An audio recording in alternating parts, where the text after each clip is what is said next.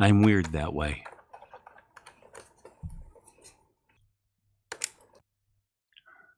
Hi, everybody.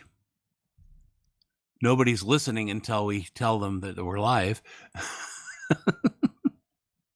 Oh, wow. See, they know better than I do. Is that better? Try talking some more, Joe. Talking some more, Joe. Yeah, that's better. See if it's okay. Okay.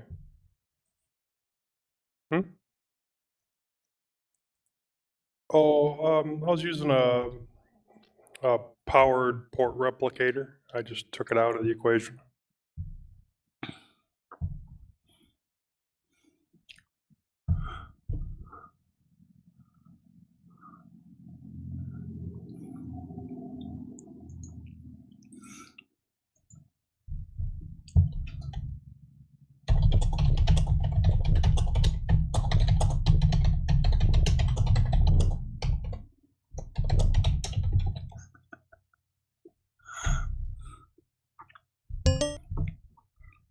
Hey, we have a Tony Watts.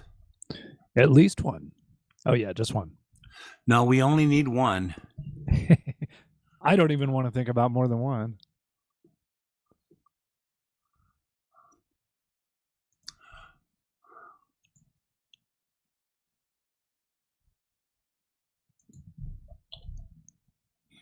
By going to mintcast.org and checking the stream, or how do we do that?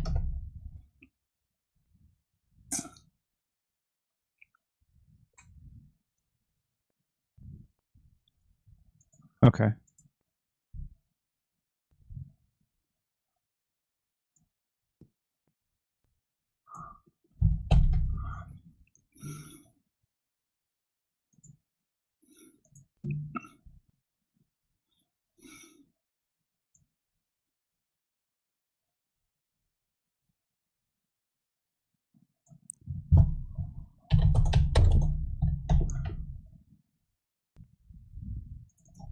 Somebody say something. Something. Thank you. Okay, I've updated the live stream info on Hex Chat on IRC. Hello, everybody in IRC. Say something. Nobody else is. I think we're good with the live stream. It's might be a little quiet, but otherwise I think it's fine.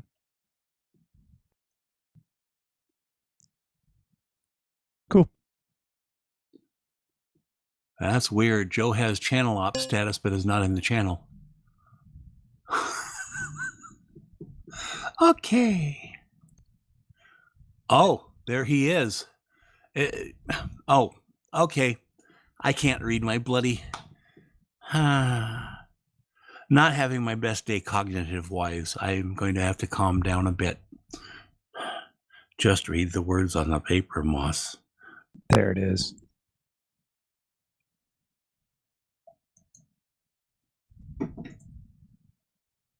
Brain knows how to do podcast. Just slow down. You be good. Duh. That sounds perfect.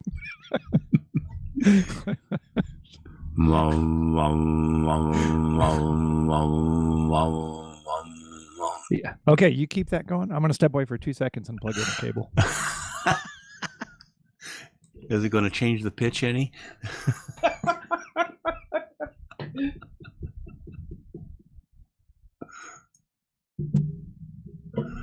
Oh, this is going to be a fun one.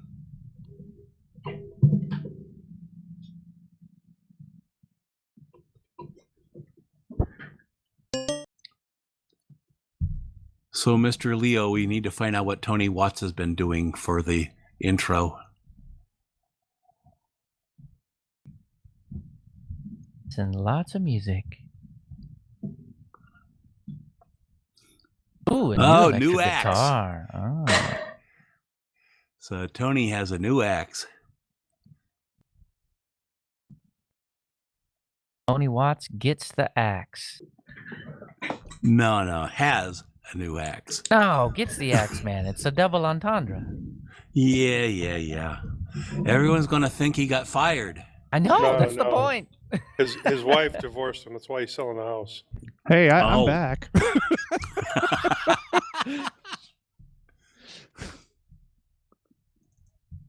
Oh, man. good. Our insults actually hit home. Very funny, guys. Gosh. You They say can our actually insults are at hear us talk about you, 192.168.0.1? Huh? Okay. Okay, you're accessing your router? Leo, I moved Tony Hughes's to the bottom and struck them out because we have in the past shown an unwillingness to wipe them out Can you hear so me? we can use them for next episode. Yeah, that's fine. So, Leo, I looked in Innards and it doesn't look like there's a lot there for OBS. Are you just kind of going to wing it or? Mostly because I spent all my time in the security section and the news section. Yeah. So if Yeah, we start no, with the that's easy cool. options, I'll talk about what's going on. But actually, I ran into an issue with OBS right before we started, so I'll talk about that as well. Yeah, that's cool. Yeah, that sounds good. Londoner I think, says stream is loud and clear. Good, because that's the error that I'm getting. It was telling me that it was expecting 400 kilobits per second, but it's only getting like 2,500. So I'll have to look into that in a little bit because I've never gotten that error before. So I wonder if it's, but it shouldn't be. Shouldn't be a bandwidth thing. Can you hear me now? A little echoey, A little echoey? Echoey? Echoey? a little bit. would it be fair to set up the OBS section with that? You know, this is going to be from beginner's perspective, dipping toes in. Yeah, actually, there's I mean, what I do is not difficult at all. Yeah, cool. I mean, I think OBS does a whole lot. I think none of us have really used the extent of the features it has to offer. All I do is add one plugin, and that's the little bars that you see on the YouTube. Yeah, cool. I created a scene with one camera and one audio source and was able to do a very simple live stream, and that's pretty much what I've done with it. Oops, I just blew the whole section in advance. Sorry if anybody's listening. Spoiler alert, I should have said. Podcast over. Thanks, Clem. Thanks.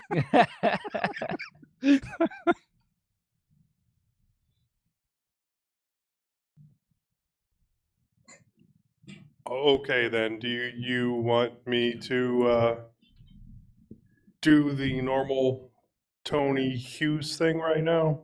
Okay, Joe, your audio is something's weird. It sounds all like reverby kind of. Really? Well, I can do the usual Tony Hughes thing. Hold on. Okay, I'm alt Tony, aren't I? sure. You can be alt Tony. We can just draw straws for who's going to be Tony today. I still get to be Tony though, right? Yeah, well, yeah, definitely. Okay, cool. You get to be But- main Tony. Woohoo! To draw straws, I have to be able to draw a straight line. No, you got the bendy kind, right? You can have the Yeah. bendy kind. It's fine. Well, I can't draw a straight line, even a bendy straight line. And then making it look like a cylinder. Just do one of those loop-de-looped straws. Those are not freeform it, whatever it is. Totally. Be like, I've seen a straw exactly like this. What? As an No, but- artist, I'm a hell of an arc welder. I did not get that joke. Mm. Okay, did that fix anything? Better. Yes. Yes. All You're in right. the game, baby. Should we get this show on the road? Oh, yes. There's a thing called Audacity that I believe is handy for this, though. One moment. There is.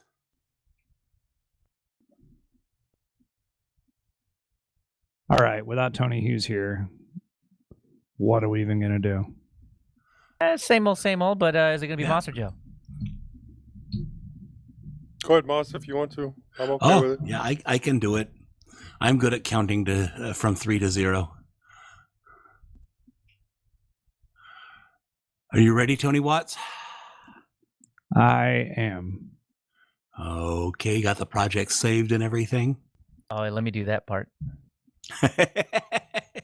You I guys always do. forget to do it. I always forget. Always.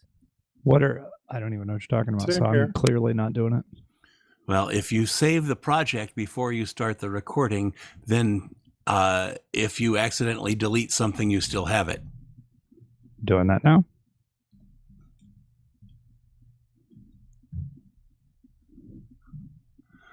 Okay, let me know when you guys are ready. Ready as I'll ever be. Super ready. I'm ready. Okay, let's do the silence. Well, Or what? Three. We're doing What? record first, right? 3, Yeah. 2, 1, record.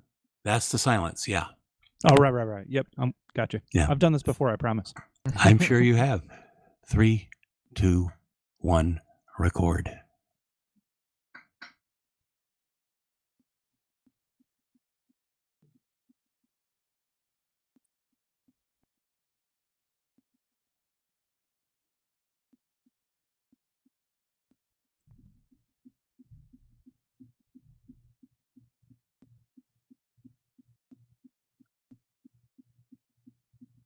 And that should be good.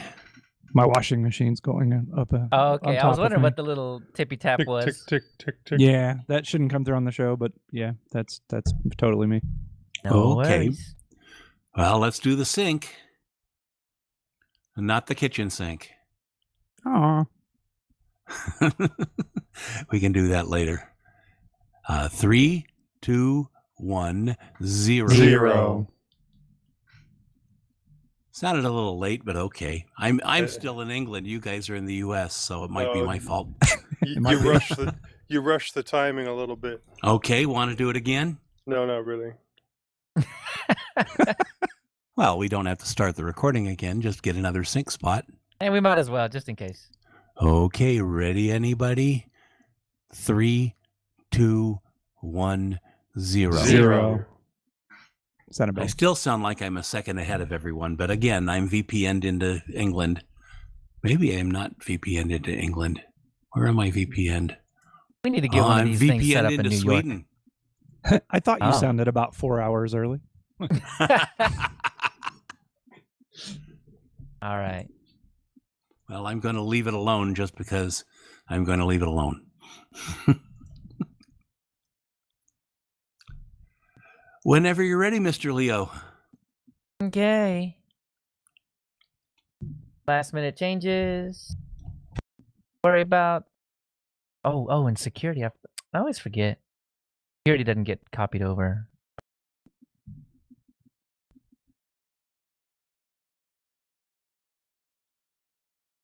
Quick.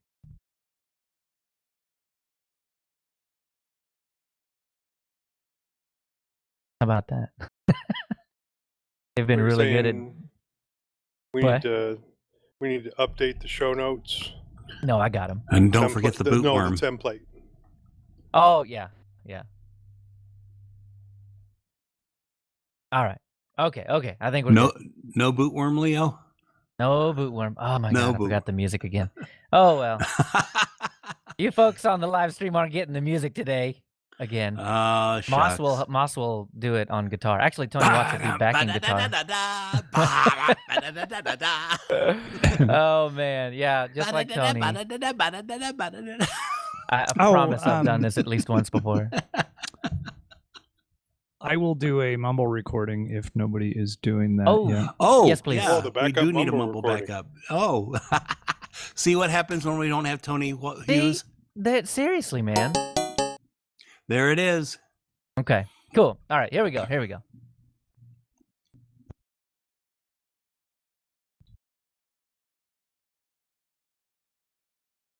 Welcome to mintCast, the podcast by the Linux Mint community for all users of Linux. This is episode 341. This is episode 341.5. Livestream information is at mintcast.org/livestream. We're in the mintcast channel in IRC at irc.spotchat.org. If you see something that you'd like to hear about, tell us. Send us email at mintcast@mintcast.org. Join us live on YouTube. Post at the mintcast subreddit. chat with us on Telegram, Discord, or post directly at mintcast.org. That Facebook thing is still out too.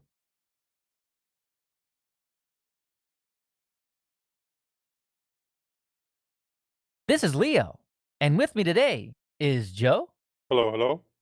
Moss, Hello. the one and only Tony Watts. Greetings. We're recording on Sunday, August 9th, 2020.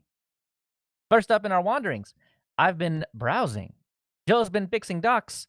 Moss has been slowly filling up his machine, and Tony Watts gets a new axe. Then, our news. Linux Mint gets stats. GNOME squashes a memory bug, and Ubuntu hits its first 2004 point release. In security, Intel pulls an Intel.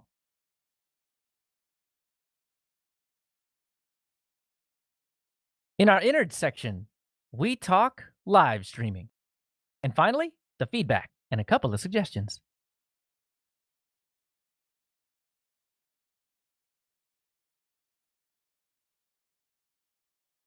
So this past couple of weeks, I've been dealing mostly in browsers. One of the most important things that I have found this past couple of weeks is the Firefox fix. There's a Firefox fix. You didn't know. Maybe you didn't know. You probably, I was probably the last to know that Firefox has forever on Linux been kind of chunky as far as the animations go. Like if you are looking at Firefox and Chrome side by side, there's a smoothness to Chrome that you just don't get in Firefox. Now, if you've got a discrete graphics card, at least this has been my experience. If you've got a discrete graphics card, it is going to be worth your time to go in and turn on GPU rendering in Firefox. It's not on, you ask? No, it's not. It's really not. And this has just been like in the back of my mind. I knew it was there. I didn't know how to fix it. I didn't know what it was called. I didn't know what to look for. I saw an article, I think maybe it was on It's Foss or something like that, but they had mentioned to go into about:config Firefox, find the gfx.webrender.all option, and hit the little arrow. There's a little arrow that points to the left and to the right. Click it. It'll change the option from false to true. Restart Firefox. And oh my God, that's it. That's the thing. That's all you need to do. And Firefox is now smooth as butter.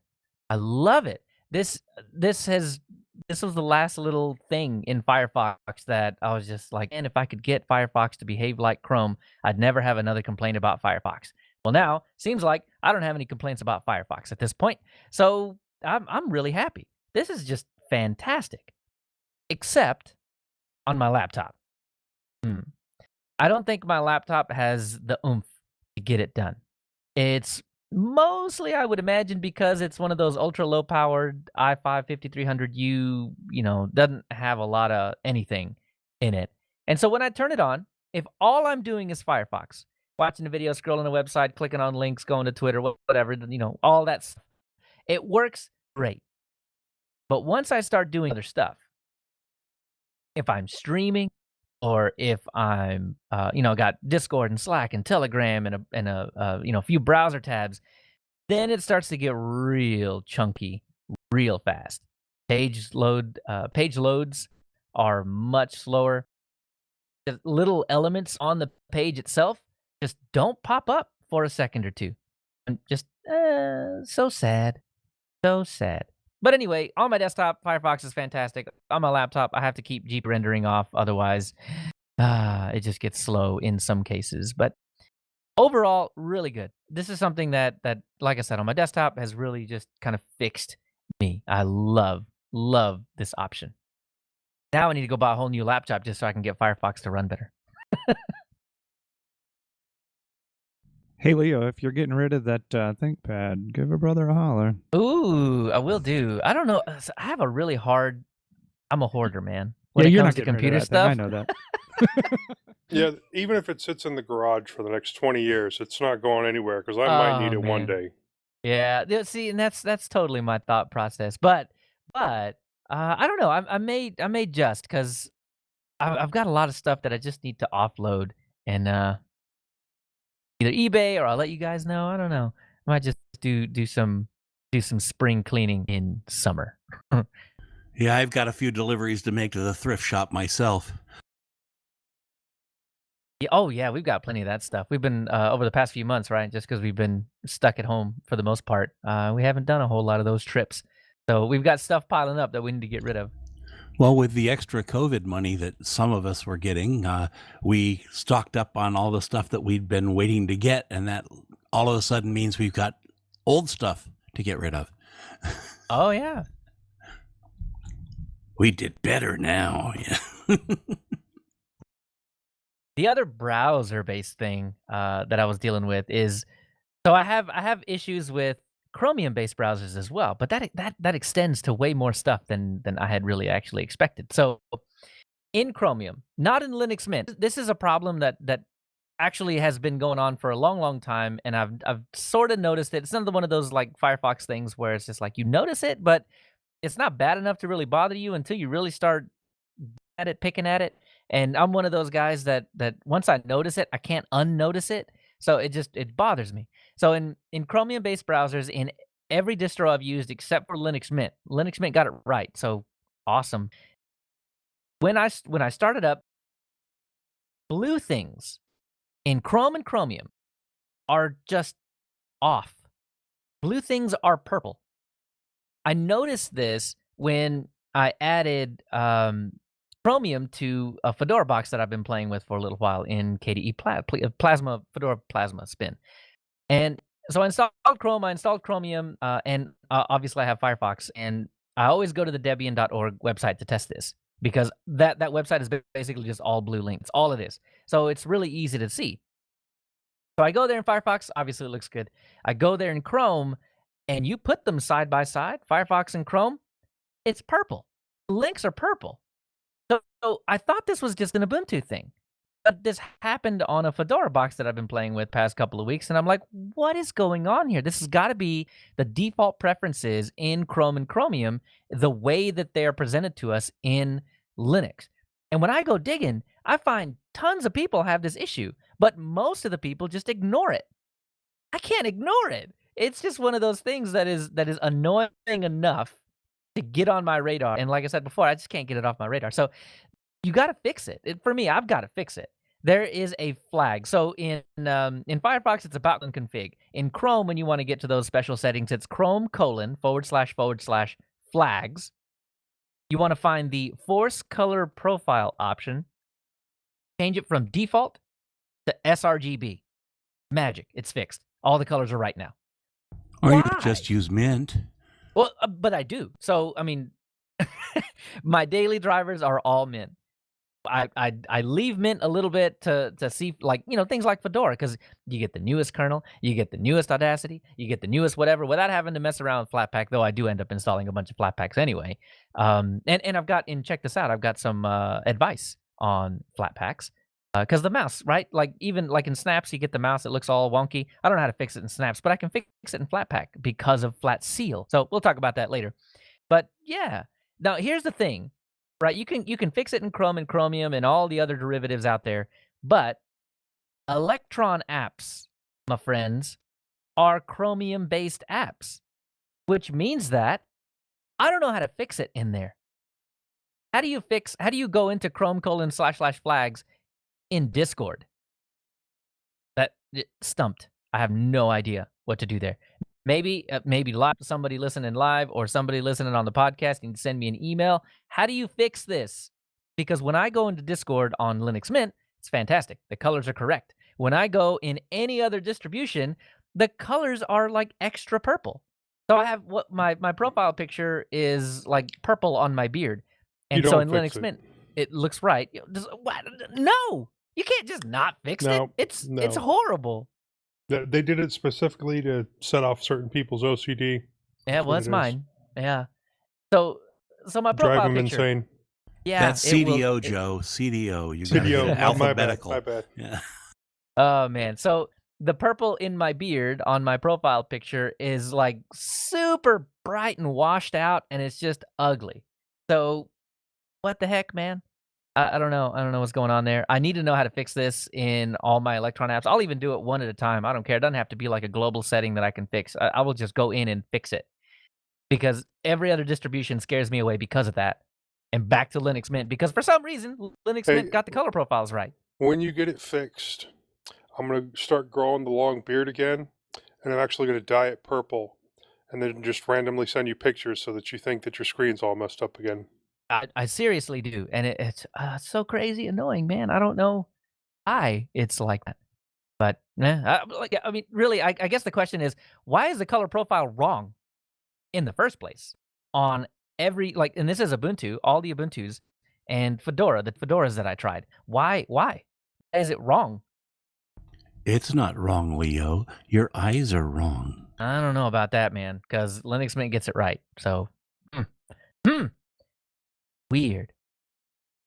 The last thing, I got a little what do you call this thing? The little sponge that goes on top of your microphone, windscreen. Is that what that's called? I got one of those from a pod mic. I've noticed a lot that when I do my plosives, that they're not subtle at all in the recording. So I got me a little pop filter, or well, it's not a pop. Well, it basically is. It serves as one. And yeah, so it's good. The downside to this is that my mic is a non-standard size, and it already has a pop filter built in. So finding one, you got slim pickings first off, and then number two, it's got to actually say pod mic on it. This is a Rode pod mic, by the way. It's got to say pod mic on it. Otherwise, yeah, it just will not fit. And slim pickings because it's already got one internal, but I don't think it works well enough. So I added another one. So it's like double pop filter going on in here. It's got a what do you call it? Shock mount built into the inside as well, so I don't have to worry about that. But yeah, pop filter doubled up now. How much did that set you back, Leo? $12. I think it was like $11.99 free shipping, which means that it was $8 plus for shipping. That's really what it meant. Amazon is sneak like that. Anyway, Moss, what have you been up to? Oh boy, I've been busy. I added Manjaro Cinnamon to my desktop PC last week, and last night I burned a USB stick with the latest Farron OS and installed it. I then reburned the stick for Gecko Rolling, but it was too late to start another installation, and you have no idea how much willpower it took to not install it just before the show. This means I have at least one variant of every base Linux distro except Red Hat and Slackware, unless you count the fact that SUSE was the first variant of Slackware. I also do not have any independents such as Solus. I have not quite finished configuring everything I have installed, but I did make up a neat checklist to make sure I was getting everything done. I will still have 2 free partitions on my desktop and 1 on my laptop after I get Gecko Rolling installed. Got to get serious and do more hopping. I got my new Raspberry Pi 4, a gift from Firecat, which I previously mentioned, working with Ubuntu Mate 20.04. I even got Mulvad working on it. The only software I can't load are SoftMaker Office or FreeOffice and Pysol FC, neither of which apparently come in ARM64 versions. I discovered that the sound features of the Pi are a bit on the weak side. At no more than 80% of the normal loudness of my desktop using these same powered speakers, the sound is a bit on the fuzzy side. I've ordered a USB sound card from eBay and it should be here soon. Cost me a whopping $2.75. That's 2.75. And that's US dollars for those of you in Europe. I also just received some new Bluetooth earbuds, AmsLab GmbH T16. It's weird having something just sit comfortably in your ear and not be actually affixed with rubber earplugs. For the most part, they sit. I've had them drop out a couple of times and accidentally turn off when I pick them up. Still learning the ins and outs of these, but they seem cool. I decided to order them with the last of my COVID-19 money when the nice LG headset Joe had sent me started having the right ear go in and out. Think it's a little wire going right into that earbud. And of course, they're having trouble working with my desktop and Mumble, so I'm still using my old wired earbuds for this show.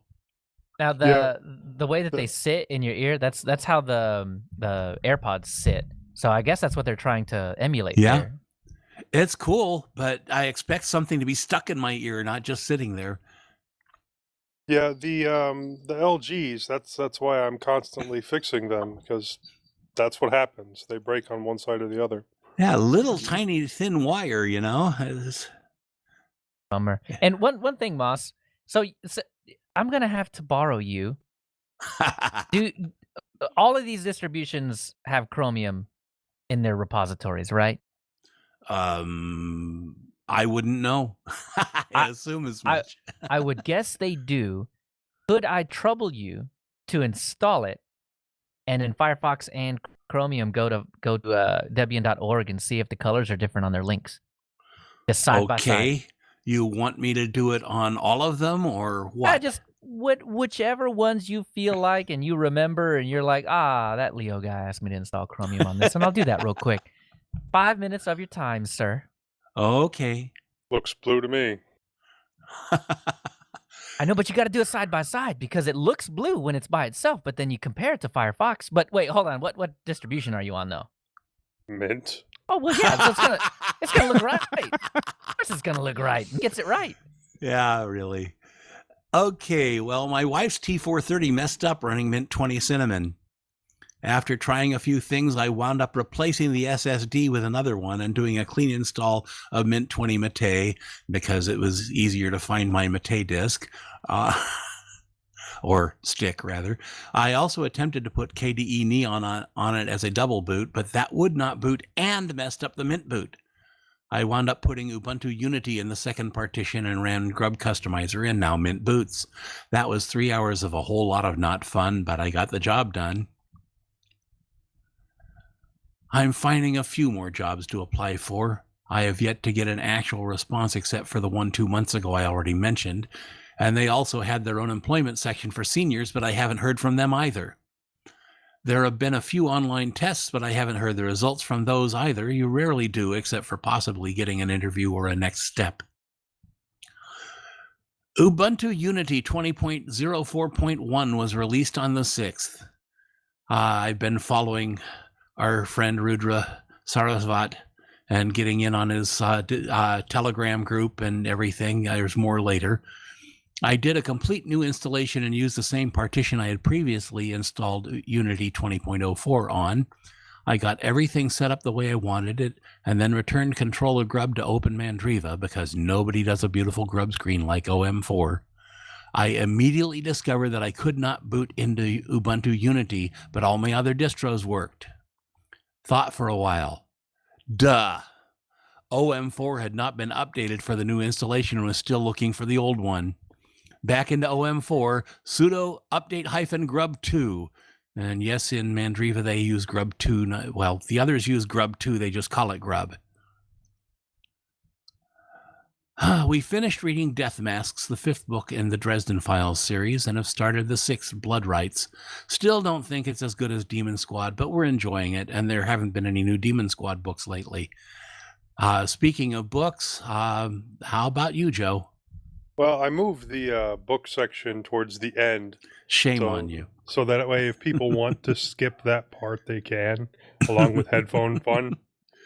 Because I know I tend to drone on about that. But I wanted to start with, I know Josh and I had previously discussed building our own macro keyboard. And, well, I've found some decent builds that other people have done, and I've decided to give my own a try. So I ordered a solderable 12-key keyboard and an Arduino Pro Micro. I'm going to set it up along with hotkeys to run programs that are already set up or to kick off bash scripts that will be in specific locations. It doesn't look like it's going to be overly hard to do. I think there's 9 solder points. It's not a lot. And then, just pushing the code out to the Arduino and tweaking it to make it do the things that I want it to do. And I'm probably going to end up just having it push the F13 through 24 keys.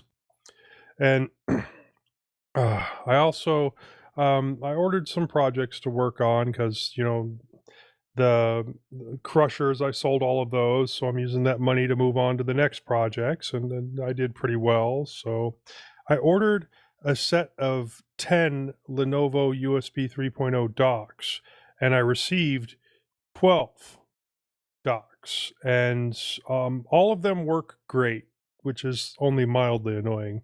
But 3 were missing some of the outer casings. But I was able to 3D print some mounts which completely cover up the missing portions, and I will be keeping those for myself to use with my computers. This is also probably the right time of year to be selling these with school starting. I've had them posted on Facebook Marketplace for more than a week now, though, and nobody seems to want them. Maybe the week after school starts, we'll see what happens. But I did buy some power supplies for about half of them, and I got them for about $7 a piece. That means because I paid $25 for what ended up being 12 of them, the total cost for each of them is around $9 each. And I'm going to try and sell 9 of them for around $30 each, which is $10 less than you can find them on eBay used with power supplies. You can get them cheaper without power supplies. I think you can get them for between 10 and 15 if you get lucky. I don't know how that ended up in the wrong spot. But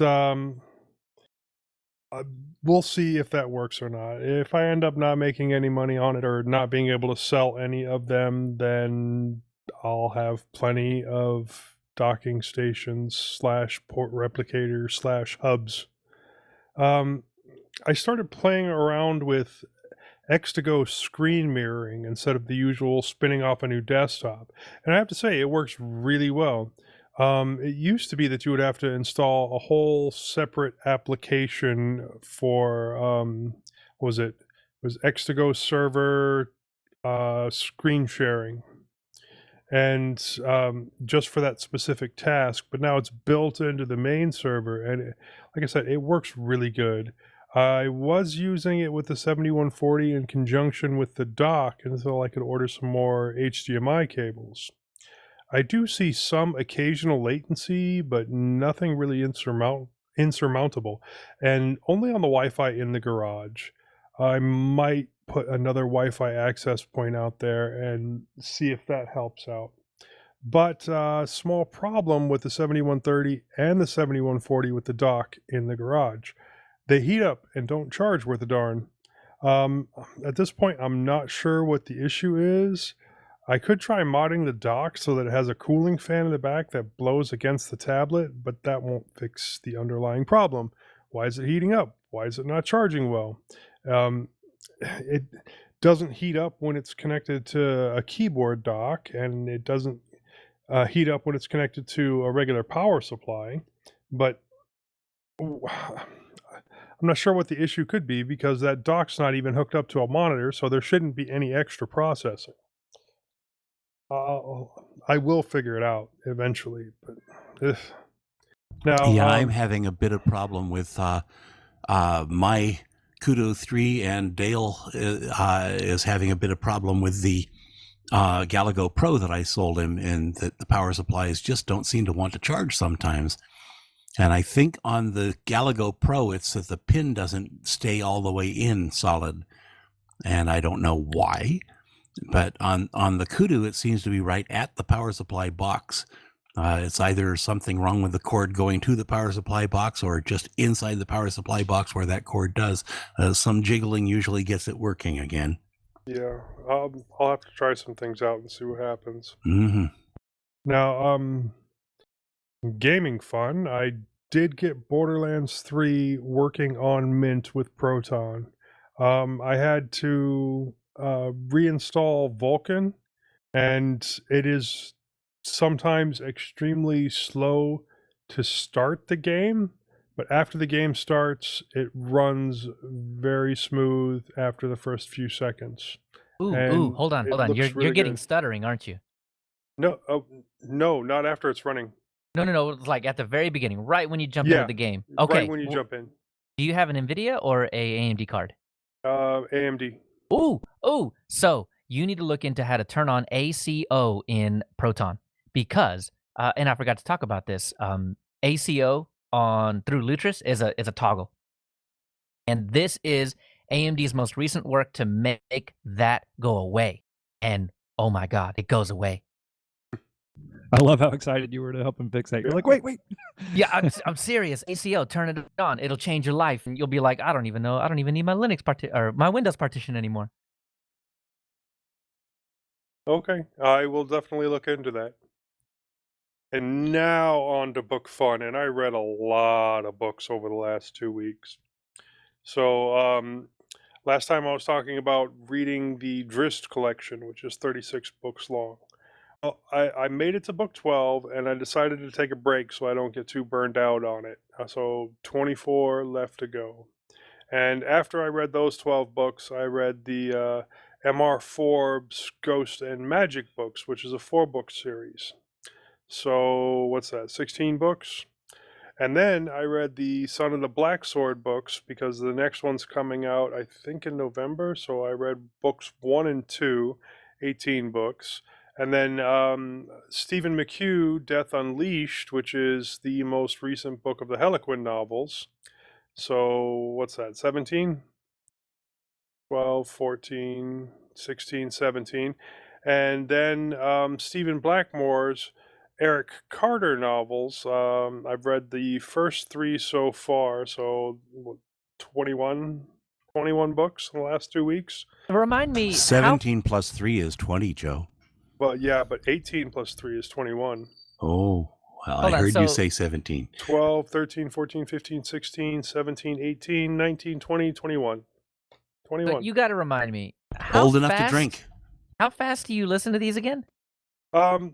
Now, see, the Stephen Blackmore ones were actually audio dramas, so I only listened to those at 2x.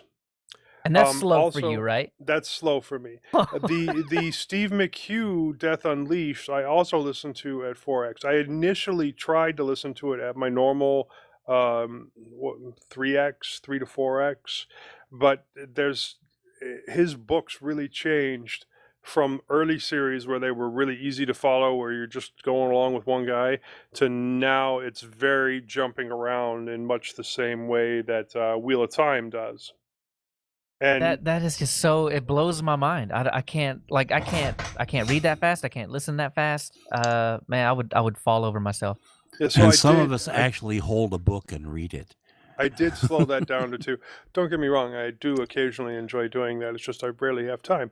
But everything else, the 12 books from the Drist collection, the M.R. Forbes, and the Son of the Black Sword novels, that was like 3 to 4x on most of those. So, yeah, I was really cranking them out. I can't listen that fast, you know? It takes practice, that's all. I mean, I know of one guy that had a book-based podcast. He's visually impaired. He listened to his stuff at like 14 to 16x. Wow. Okay, Yeah, that's that's like nuts. Guinness Book of World Records kind of stuff, man. Yeah, well, he has to have a special like player to achieve those speeds, Hey. and that's just insane. But hey, it works for him. And that was one of the podcasts. No, it wasn't 5150, but 5150 had recommended that podcast. And I can't even remember what it was called because they stopped putting it out. I'll look later. But anyways, on to headphones fun.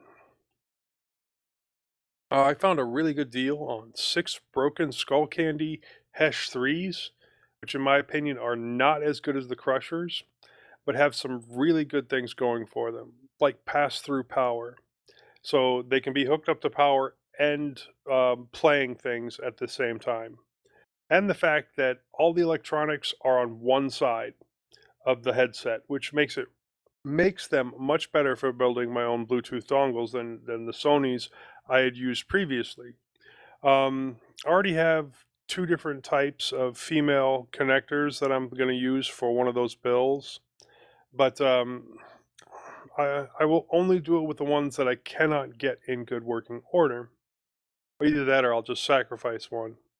Now, my other Hesh 3s that I had sitting around ended up with a bloated battery, but I was able to replace it with one from the two crushers that I was not able to get working. The battery size is a little bit different, but there was plenty of room to work with, and they're all the same 3.7 volts. Basically, all of your headsets are 3.7 volt batteries in them. Also, I've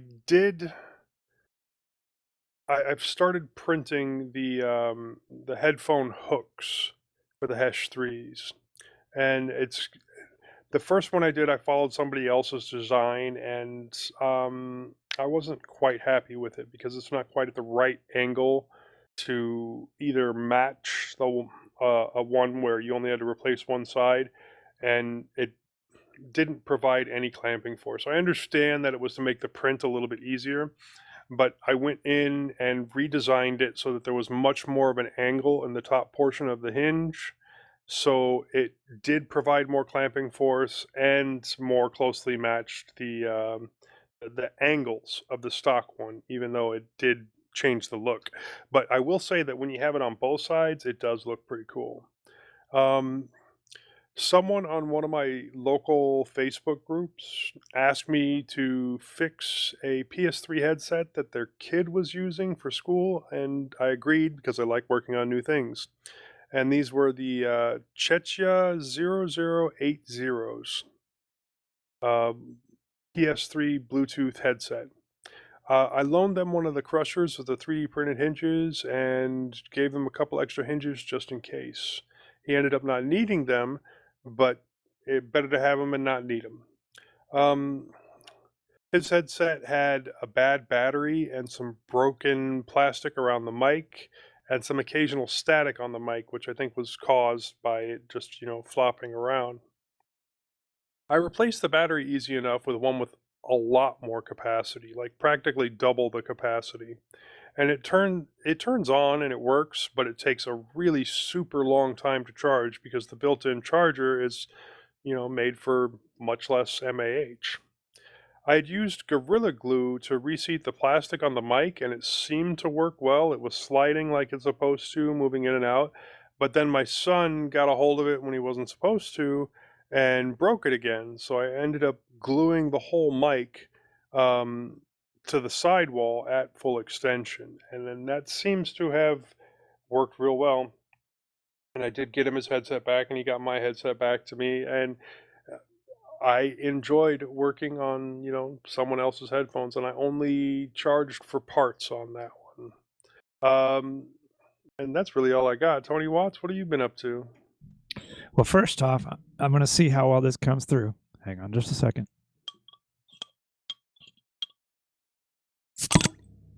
Okay, well, I hit the mic, so that just made a louder noise than I thought it would. Anyway, I was opening a Charitos. This is yeah, this is a mango. I haven't tried it yet. I was waiting for the show. So. Oh man, okay, you're gonna do it live. You're gonna tell us how it is. Oh my god, that is fantastic. Yeah. So these are Mexican sodas that you can get usually in the South somewhere, and they got all the flavors. It's like Fanta, but more flavors. Well, the mango is really good. I've got a tangerine in there too. I just grabbed a couple, but I was interested in trying like every flavor they had, but I gotta go slow. I don't do sugary drinks too much, so I don't know. I don't do sugar at all, so they would have to have a sugar-free version. Unfortunately, they do not. Yeah, this is not that. In fact, it's cane sugar, right? And a lot of it. Yeah. Well, I don't know. It's about the same as a Coca-Cola, something like that. But I mean, all of those have a ton of sugar in them. So yeah, you got to be sparing with those things. Yeah. Well, cane sugar is a little better on me than beet sugar, which is more common. So anyway, just thought I'd tell you I'd sampled that. But moving into other stuff, one of the most exciting things I guess I have to say since I've been around last time is I got a new guitar. So, Yay! Oh man, I'm really excited about that. So I've been playing the same electric guitar for 15 years, and it's served me very well. It was a Dean Hardtail, is what that one was called, and it was the overseas made one of that. The USA made are quite a bit more expensive. But the new one is a PRS SE Custom 24. PRS being Paul Reed Smith. I put a link in the show notes in case anybody's curious about it. But again, it's made in Korea versus the USA ones are I think over $3,000 for the USA version of this model. This is not that price, which is why I can have it. But it is an upgrade from my last guitar. And part of the justification for that purchase is I think I will be selling the old one if I can bring myself to do it. So That's 15 years of memories, man. That's going to be hard. yeah, I don't Boy, know those about Deans it. sell for a lot on eBay. Yeah, it depends. I this one I see them going for around 350, I think. Well, the ones I'm looking at are 600. And one of them is 1300, but that's a emerald green COA. But Yeah, that might be a USA model too if it's that price. yeah, it is a USA. You're right. Yeah. But I haven't, I haven't really had the pleasure of playing it with it fully set up. A friend of mine does guitar repair and set up. Well, he actually builds guitars too. But he's got it right now. I just dropped it off to him and he's going to set it up for me, restring it and all that. So I should have it back in a day or two. Gigs. I've been playing a little bit this weekend. I almost wasn't here today. I had a gig Friday night that was scheduled. And then another one that came up last minute last night, Saturday night, as we're recording on Sunday.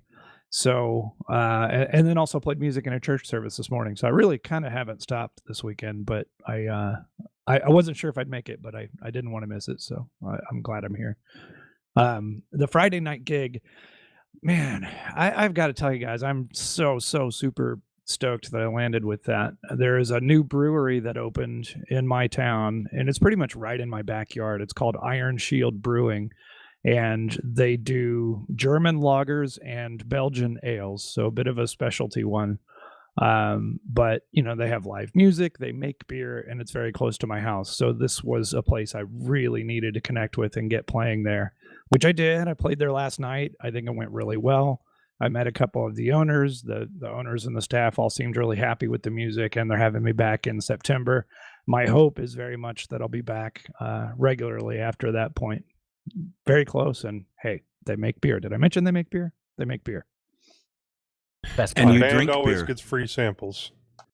Yeah, no, that's true. In fact, I guess I could have mentioned that part of the pay for the gig, which I thought was cool, is they sent me home with a couple of 6-packs of their beer, and I also enjoyed some of their beers while I was playing, and that was on the house too. So that's a nice perk for sure. And I picked up a gig last night at Lucky's Tavern in Brookhaven. It's near Atlanta. It was a last minute gig. A musician had injured his hand, and so I got a phone call and jumped up there. So that was cool. It was just kind of a bar restaurant kind of place. But the Lucky's theme is canine themed, and I saw people coming in with their dogs, and they would let them come through and kind of go out on the patio and eat with their pets. So that's kind of one of their things that makes that place what it is, I guess. But it was nice, and hopefully I'll be back there too.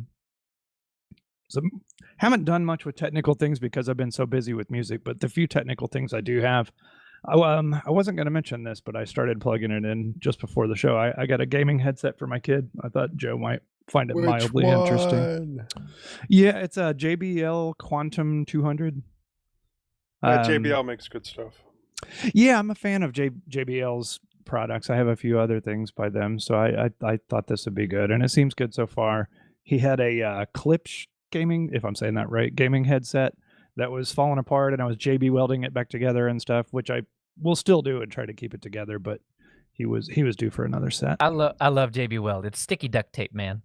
Oh man, yeah. I am a big fan of JB Weld, and I do use it for a lot of things. But recently I've started using Gorilla Glue, and Oh, yeah. that seems to really do the job, and usually with a much quicker drying time. Yeah, and what's the other? It occurred to me that plastic bonder that stretches. Tony Hughes brought it up not long ago. What's that stuff? Subaru? Not Flex Seal, right? No. Oh well, I can't remember. We'll have to ask him again when he's on. That may be something good for something like this, where it's part of the headset that kind of flexes a little bit. So JB Weld will Subaru. eventually crack, probably. Okay, cool. All right, and so last time I was on, I had bought a Chromebook for my kid for his start back to school and digital learning, and it was kind of funny. I had used it a little bit and played with the Linux feature in Chrome OS and was able to talk about it a little bit. But I had just bought it the day before our show, and I went to charge it and it wouldn't charge. So I had to return it. I didn't have it 24 hours before I was sealing it back up in the box to send it back. But I did buy a replacement. That one was a 2018 model Chromebook 314. So I got this year's model of the same thing, open box on eBay. The prior model, the part that I think was broken, there was the power connection was a really slender barrel connector, just teeny tiny, and it was very loose in there. So I think that was the culprit. The new one uses USB-C charging, so yay. So I've been happy with that so far. And this is for my teenager, my special needs teenager. So that was one of the reasons it's a Chromebook and not something else. For myself, I'd be in the used ThinkPad market, and I'm thinking about doing that for me, actually. But this was largely for him. And yeah, so he was able to just jump right in. It's similar enough to his Android phone that he knows exactly what's going on. He was even, setting it up and syncing to his phone and doing his text messaging on the Chromebook and all that kind of stuff. But anyway, even though I got this for him, the family has been using it a little bit, and I actually really enjoy it as much as I am questioning how much I'm talking about how much I like this Google device on our Linux podcast, but it is running Linux underneath. That's something, right? Oh yeah. Well, with the new ones, you can even run Linux applications on it. So yeah. Yes, and that is and I talked about that a little bit last time. That is one of the things that I did on it straight away. And you just go into the settings and just kind of turn that thing on, and it asks how much memory you want to allocate to Linux. You tell it, and it takes a minute to kind of spin it up, and then it drops you right to a terminal. Then you're off running with apt install whatever. And one of the things I think is kind of cool is when you install your Linux apps, it really doesn't differentiate. It's not like you have a different drawer for Linux stuff. When you go to your apps on the Chromebook, Audacity or whatever you Mumble, all that, those are the things that I installed, are right there alongside of everything else. So it really kind of fits it right in with the paradigm of the Chrome OS stuff. That is really cool, though. I mean, Linux is so pervasive. I just love that it has seeped into every operating system, including Mac in their upcoming ARM-only ones. Nice. I'm finding myself wondering what the heck is a Celeron processor these days. I mean, when they came up with Celerons on the Pentium 2s, I thought they would have discontinued that brand by now. It's their budget processor. It's what it is. And I mean, they work well enough. I have a Celeron in the HP Stream that I've got. And I mean, I'm not saying that it's extremely fast or anything like that, but it gets the job done. You want to do some browsing? It's got you. You want to watch some Netflix? It's got you. But anything more than that, you're pushing it. Yeah, this thing, so it does have a Celeron processor. It's an N4000, which is it's only a dual core processor, 1.2 gigahertz dual core, 4 gigs of RAM. This has 64 gig of storage, which is double what the last one had that I exchanged for this one. It does run Linux apps, as we were just talking about, and terminal. And also Android apps, which you can install right alongside of everything else. So between all that, it's pretty handy. For my kid, it syncs with his phone. the family link that I use to kind of do parental controls and all that, works automatically when I log him in his Google account. One of the things that I was really impressed with, I don't know that I mentioned this before, but I bought a game on Stadia. I'm no longer using the free trial of Stadia Pro, but I purchased. I purchased Red Dead Redemption 2 on Stadia. So when I got this Chromebook, I wanted to fire up a game on Stadia and see how well that works. Right? It's all Google stuff. It, in theory, should work okay, but I was skeptical. Well, it ran beautifully on this puny little machine. I couldn't find a problem at all. Yeah, I was gonna say, because as far as Stadia goes, basically it's just Netflix, right? Netflix with input. Yeah, pretty much. But I have tried it on some lower powered machines, though. It does have system requirements. I don't know what they are right off the top, but it takes more than Netflix does. Maybe not a lot more, but it does take more. And I've ran it on machines and had it lag. Older computers. But the Chromebook didn't have any trouble at all running Stadia, and I played Red Dead on it for a little bit. Last thing I think I'll say on that, and maybe just the last thing I'll say in general for a little bit, is if you are not already aware, you can run a full Linux desktop in Chrome OS right alongside the standard Chrome OS setup using Crouton. And I haven't done that yet, but I will do that soon, and I will be talking about it. I'm actually pretty excited about it. I just haven't had a chance to install it. Ooh, yes. Come back and tell us. I want to know. I will. Shall we talk some news? Well, before we get to the news, I did want to mention that everybody should check out Tony Hughes' his final episode in his short HPR series on Matchbox restoring, which will be released tomorrow, August 10th. Ooh, yeah. And Tony Hughes also has an article in the new Full Circle magazine.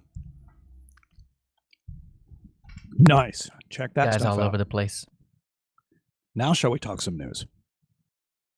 Let's.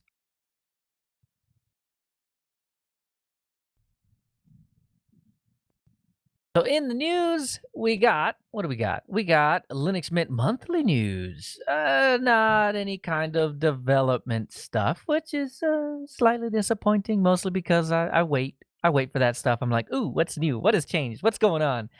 This post was mostly about the distribution of all of the different Linux users on all of the different versions of Linux Mint. So Clem does mention that lots of donations as expected a month after release. So Linux Mint 20 dropped, and then the month following, they see a big uptick in donations. So yay, he's very thankful for that.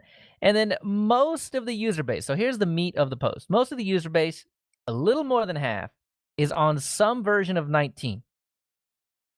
Most of those are on 19.3.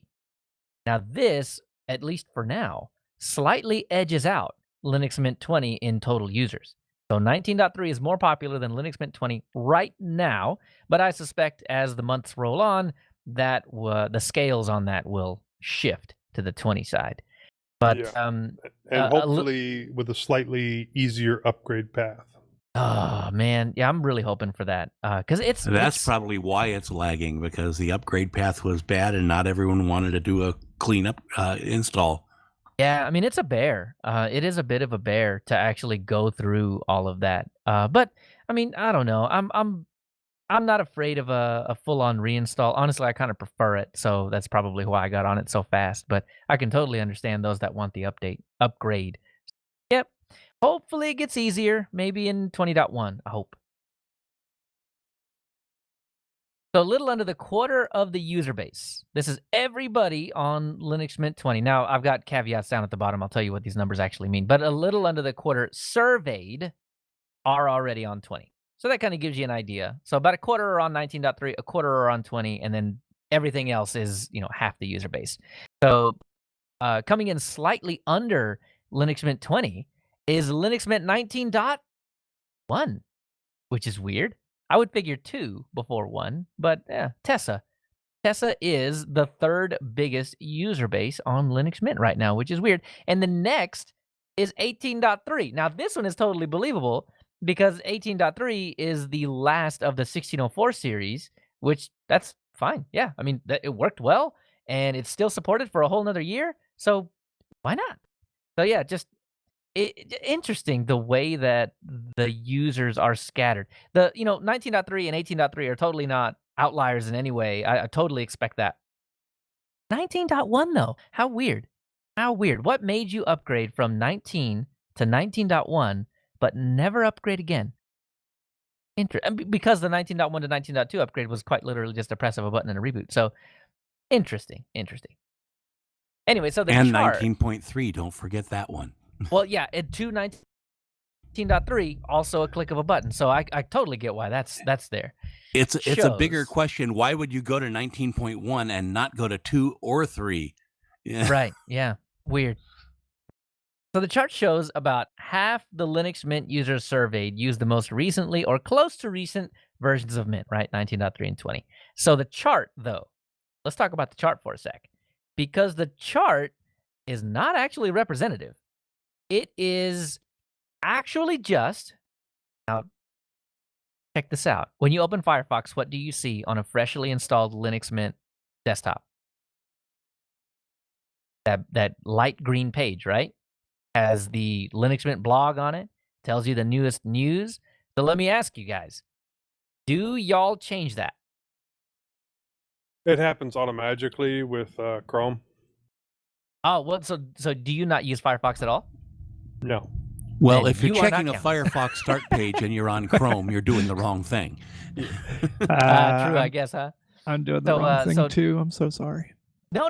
I mean, this is the whole point of this, and the point that I wanted to make is that this survey is absolutely not representative of everybody on Linux, and I'm very kind of wishy-washy on this, right? Like sometimes I do, sometimes I don't. On my Linux box, the recording box that I'm on right now, it's still there, but on my desktop, it's not. So, and both are running 20, so I'm counted once, but not counted the other time. Now, I don't know how often this is updated on in these surveys, right? Like, is it once a month? Is it once a day? Is it every time that you open it up? With a unique browser ID? Who knows? I don't know. I don't think they actually explain it in the post. But that's the idea, right?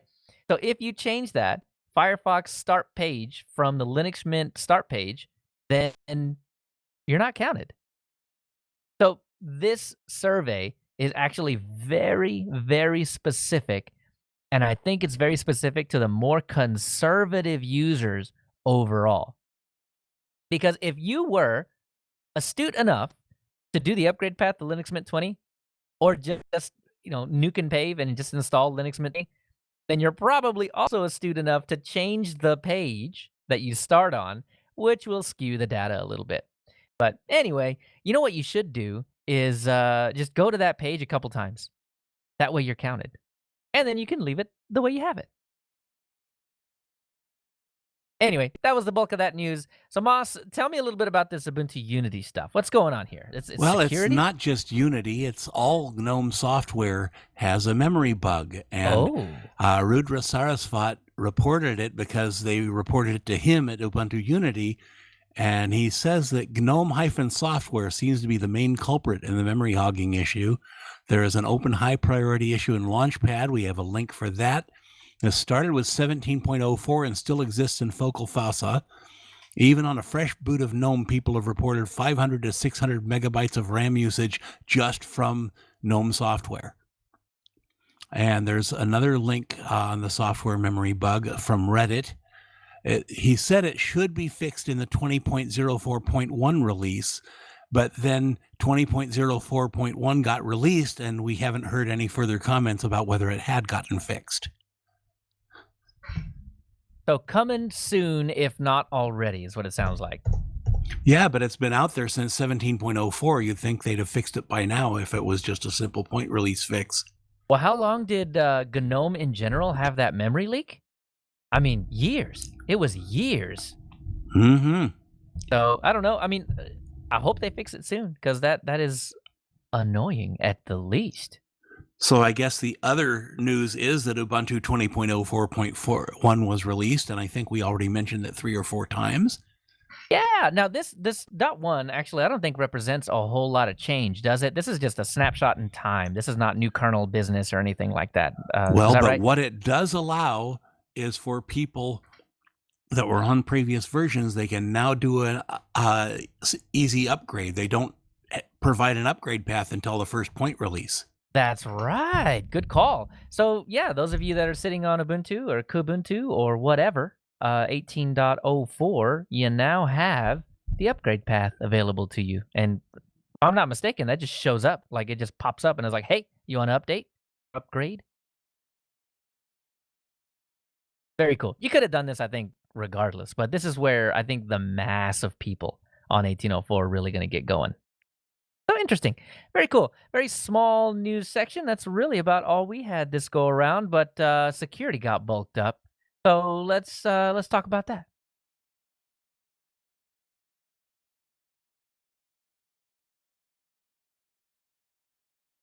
Oh boy. Security, man. What is going on? We had 2 really massive things drop over the past couple of weeks, and I couldn't leave either of them out. I wanted to because we're gonna, I don't know, I got to strap my tinfoil hat on and talk about this for a little bit. But okay, so we had an Intel, I want to say breach, but Intel says it wasn't a breach. But the guy that got all the information says it was. So, grain of salt and all, but still interesting. And then we got some Grub news as well. And my link vanished. Interesting. Anyway, so whoops. Intel, and I'm air quoting here, misplaces 20 gigabytes of data. Man, so Joe Kottman, an IT consultant that has helped break other data dumps in the past, linked a trove of 20 gigabytes of Intel proprietary information named Intel X Confidential Lake Platform Release Winky Face. Just the winky face added a nice little touch to it. So Kottman says that the anonymous source that he got this information from claims to have breached Intel's security. And as I mentioned before, Intel says, no, he didn't. Well, if the chat log is to be believed, he did. Now, grain of salt, but here's what the anonymous guy wrote. They have a server hosted online by Akamai CDN that wasn't properly secure. After an internet-wide Nmap scan, I found my target port open and went through a list of 370 possible servers based on details that Nmap provided with an NSE script. So NSE scripts are basically just things that are built into Nmap that you can utilize just immediately. It's already baked in, right? So he's doing reconnaissance and port scanning here to try and figure out. It sounded like an internet-wide scan. I don't think he was actually after Intel stuff. He just found Intel stuff. So anyway, so he scanned, found some open ports, started poking around. He says, I used a Python script I made to probe different aspects of the server, including username defaults and unsecure file folder access. So he was after enumeration, trying to figure out what he can learn from this server that was opened up to the internet. And he writes, the folders were just lying open if you could guess the name of one. Then when you were in the folder, you could go back to root and just click into the other folders that you didn't know the name of. And now, so this is a directory traversal attack. So basically what he did was he guessed one. I don't know which one. He guessed one. And from there, think about when you're in Nemo or you're in Dolphin or in Nautilus or whatever, you can, well, actually not in Nautilus. You don't have that option, which is weird. But you can hit the up arrow and it will take you up one directory, right? That's all he did. He just did that. And then poof, all of his stuff, all of this supposedly Intel stuff is just there. Bingo. Wow. So anyway, he says, best of all, due to another misconfiguration, I could masquerade as any of their employees or make my own user. So privilege escalation. Wow.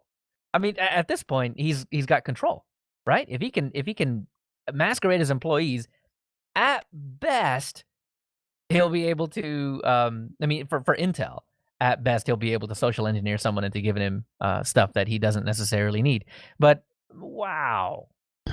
Didn't say he could make himself admin, but still getting a user on the system. Right, user on the system, but I would imagine as a user on the system, you can convince someone that has the keys to the kingdom. But at this point, 20 gigabytes of data, you don't need it. You already have what you're after anyway. So last thing he said, and it is funny. He says another funny thing is that on the zip files, you may find password protected. Most of them use the password Intel 123. What? So capital I Intel 123 or lowercase I Intel 123. I mean, security, right? Holy man, what is going on here? Then so this stuff has all been reported, but Intel takes issue with it, and they're back and forthing, and they're saying, well, this didn't quite happen this way, and the guy that did the anonymous guy here is saying that it did happen this way. So yeah, be very careful with what you do believe. But the story is interesting, and fact is stranger than fiction a lot of times. So it is totally believable, but whether or not it's true, what is true though is we now have 20 gigabytes of Intel proprietary data. The story may be embellished a bit, but the truth is we got 20 gigs of stuff to scour through. Crazy. So the initial posting was done in an effort to have people download the data dump and scour it for interesting or useful information. So the one by Till Cotman, that post was done so that people could scour through this.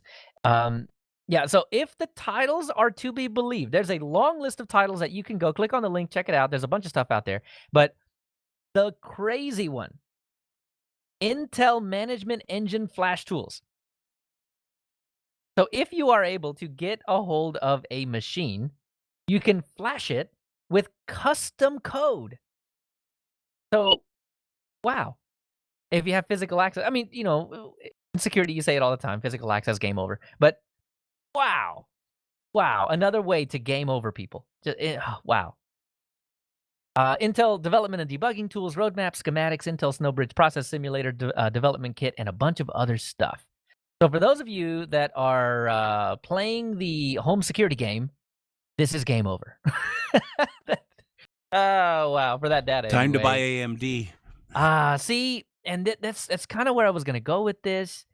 Intel has not had a great run these past couple of years. They have been trashed for giving slight increments in performance while charging full price. They have seen a slew of vulnerabilities like Meltdown and what is it, Shadow something or another. I mean, there's like 20. There's a list. Yeah, and they still can't get their 10 nanometer or 7 nanometer dies to work. Yeah, there was actually a story, I believe it was Linus Tech Tips where I saw it, talking about how Intel's low-end stuff was low-end because they were bricking it, essentially. They were making it slower and preventing you from doing things like overclocking or having it bogged down at lower temperatures, and then just having their high-end ones be the exact same thing without the limitations. Yeah, so you're telling me my Celeron is really supposed to be a hot rod? Probably. Well, they do. No, they do. Celeron's crap. Oh yeah. They do binning, right? Where like if it doesn't test well enough to be an i9, then it's an i7. If it doesn't test well enough to be an i7, then it's an i5, and they just kind of chop it down. So I don't know if that's exactly what you're talking about, but they do binning. They may also do something a little more nefarious. Well, I did look up Celeron while we were talking earlier, and apparently the Celerons have little or no cache memory on the chip. And maybe it's that the cache memory didn't work, so they just called it a Celeron. Cache is fast, so Celeron missing that is yeah.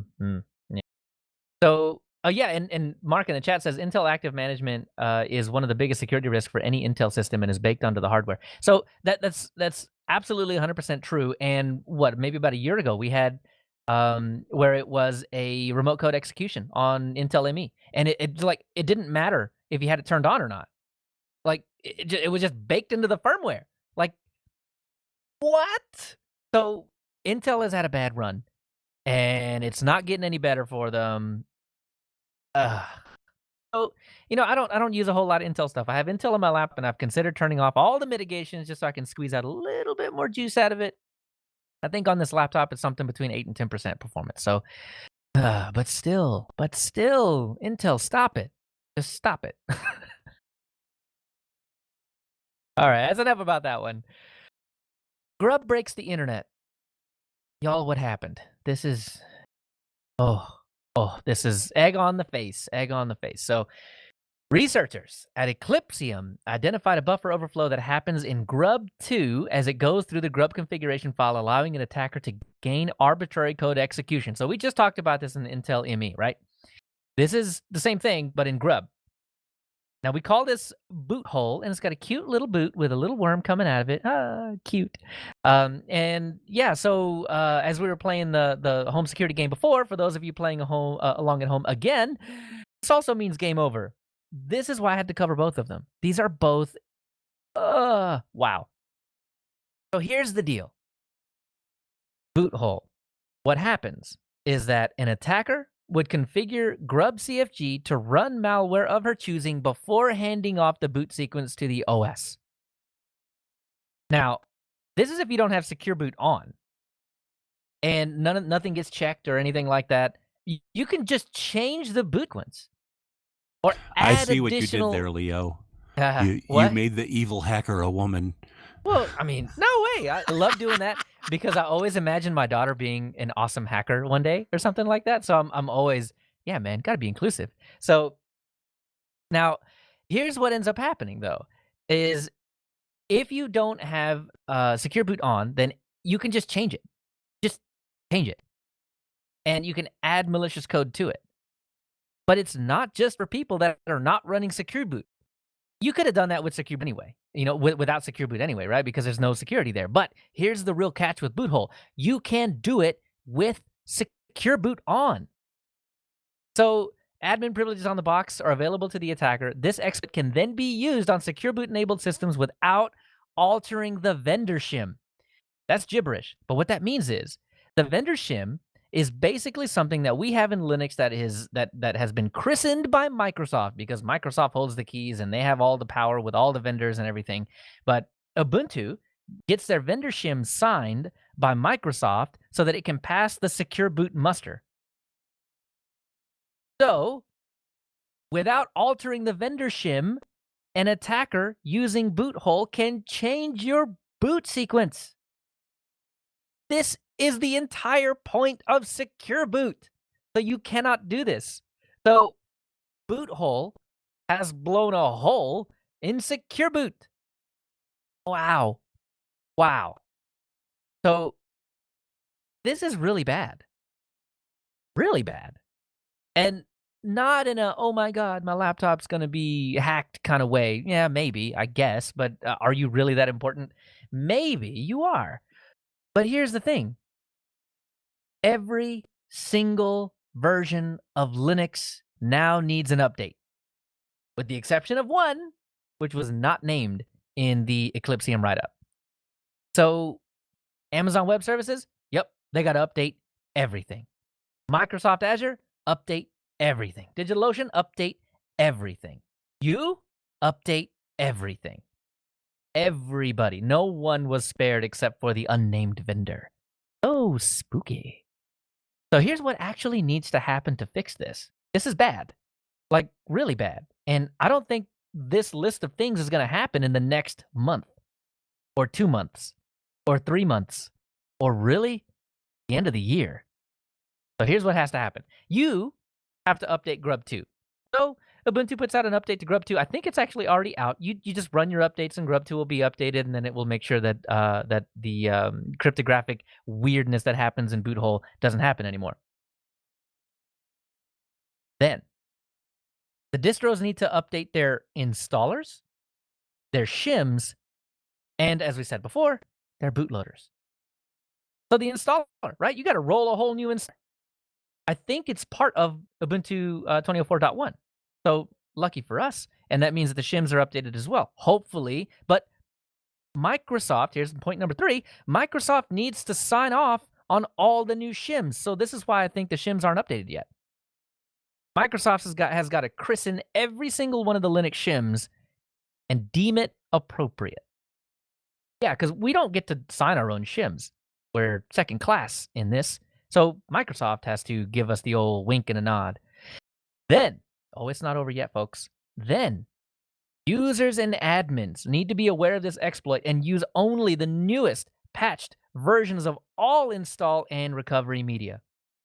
Did you make a Clonezilla 2 months ago? Throw it away, right? This is one of those things where you really do have to get rid of all of your recovery stuff and remake it. And make sure that when you remake it, you're on the newest version of everything.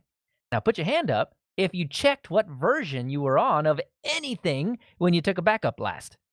Yeah. Nope. Exactly. I think a lot of people are going to fall into the situation where it's just like, boot, what? And then just, you can pay. Not even thinking about it. This is most security ever, right? And then lastly, here's the one that some people are just never going to get. Firmware updates on affected hardware. Yeah, that's everybody, right? We now need to revoke certain certificates and behavior in firmware. And at that 7130, when's the last time you got a BIOS update for that? Not that you installed it, but that Dell put one out. It's probably been a really long time. Yeah. I So mean, there's a lot of it's- hardware that'll never be 100% immune to this. I think it's an 8-year-old tablet now. Yeah, and to be So- honest, I would suspect that Dell would keep supporting that for 5 years, but we're 3 years out of that. So, wow, there's going to be a ton of hardware, and us Linux enthusiasts like to hang on to our hardware. So, boot hole will never be 100% fixed for some of us. This is, at the very least, very interesting. At the very worst, it breaks the internet. So, wow. Everybody from top to bottom is affected by this one.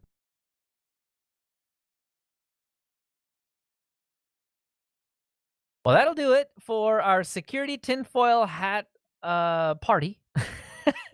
Let's talk a little bit about OBS.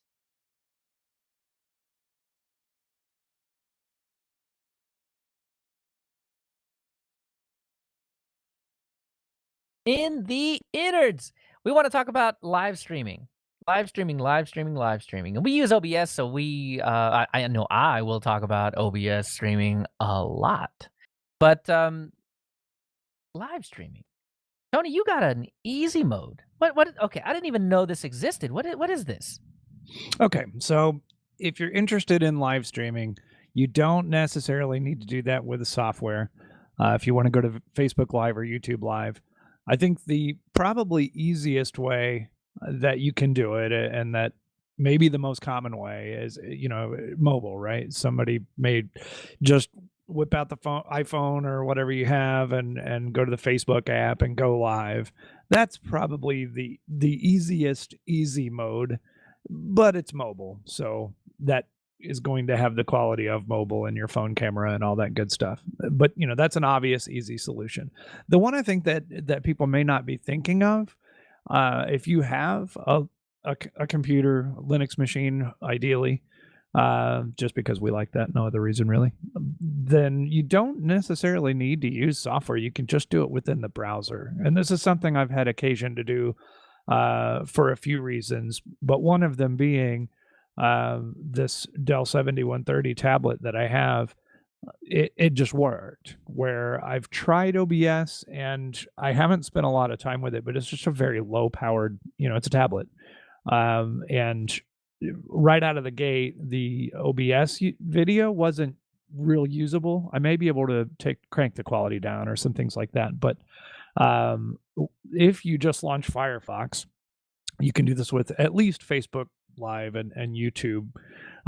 You can just within the web browser go live. In YouTube, you go to YouTube Studio, and as long as you have a webcam or some source of video, an audio source, which can be your laptop mic, but if you have an audio interface, which I happen to have, that's going to increase your quality quite a bit. And you just hit the go live button, and it's easy. It works well. I've used it in a number of situations, really. I've also used it to live stream a church service before and help out, and was using a Windows machine that I didn't have to install anything. I just opened the web browser and just kind of went and did it. So really, really easy if you don't feel like messing with software. But to be fair, OBS Studio is also really, really easy to use. It does offer some more features that will allow you to do more things, but just for your simple, I've got a video source, I've got an audio source. I don't think it's really more difficult than using the web browser, or at least not by a lot. It's very user friendly. Just to set up, if you're not familiar with OBS Studio, it's used for live streaming, live broadcasting, and some reasons that we really like it. Number one, it's free, both as in beer, or it costs you no money, and freedom, open source. Yeah. Yeah, it is Linux first. My understanding is the new features come to Linux first for this software. So this is one of those situations where we're not getting seconds, right? We're on the cutting edge for this, which is fantastic. And my live streaming needs have been pretty simple for what I've done myself. I will have one video source, one audio source, and just kind of hit a button and off you go. And you can certainly do that in OBS Studio without a lot of futzing around. But if you want to have multiple camera angles and have more than one camera going and switch between those video sources, you can do that pretty easily.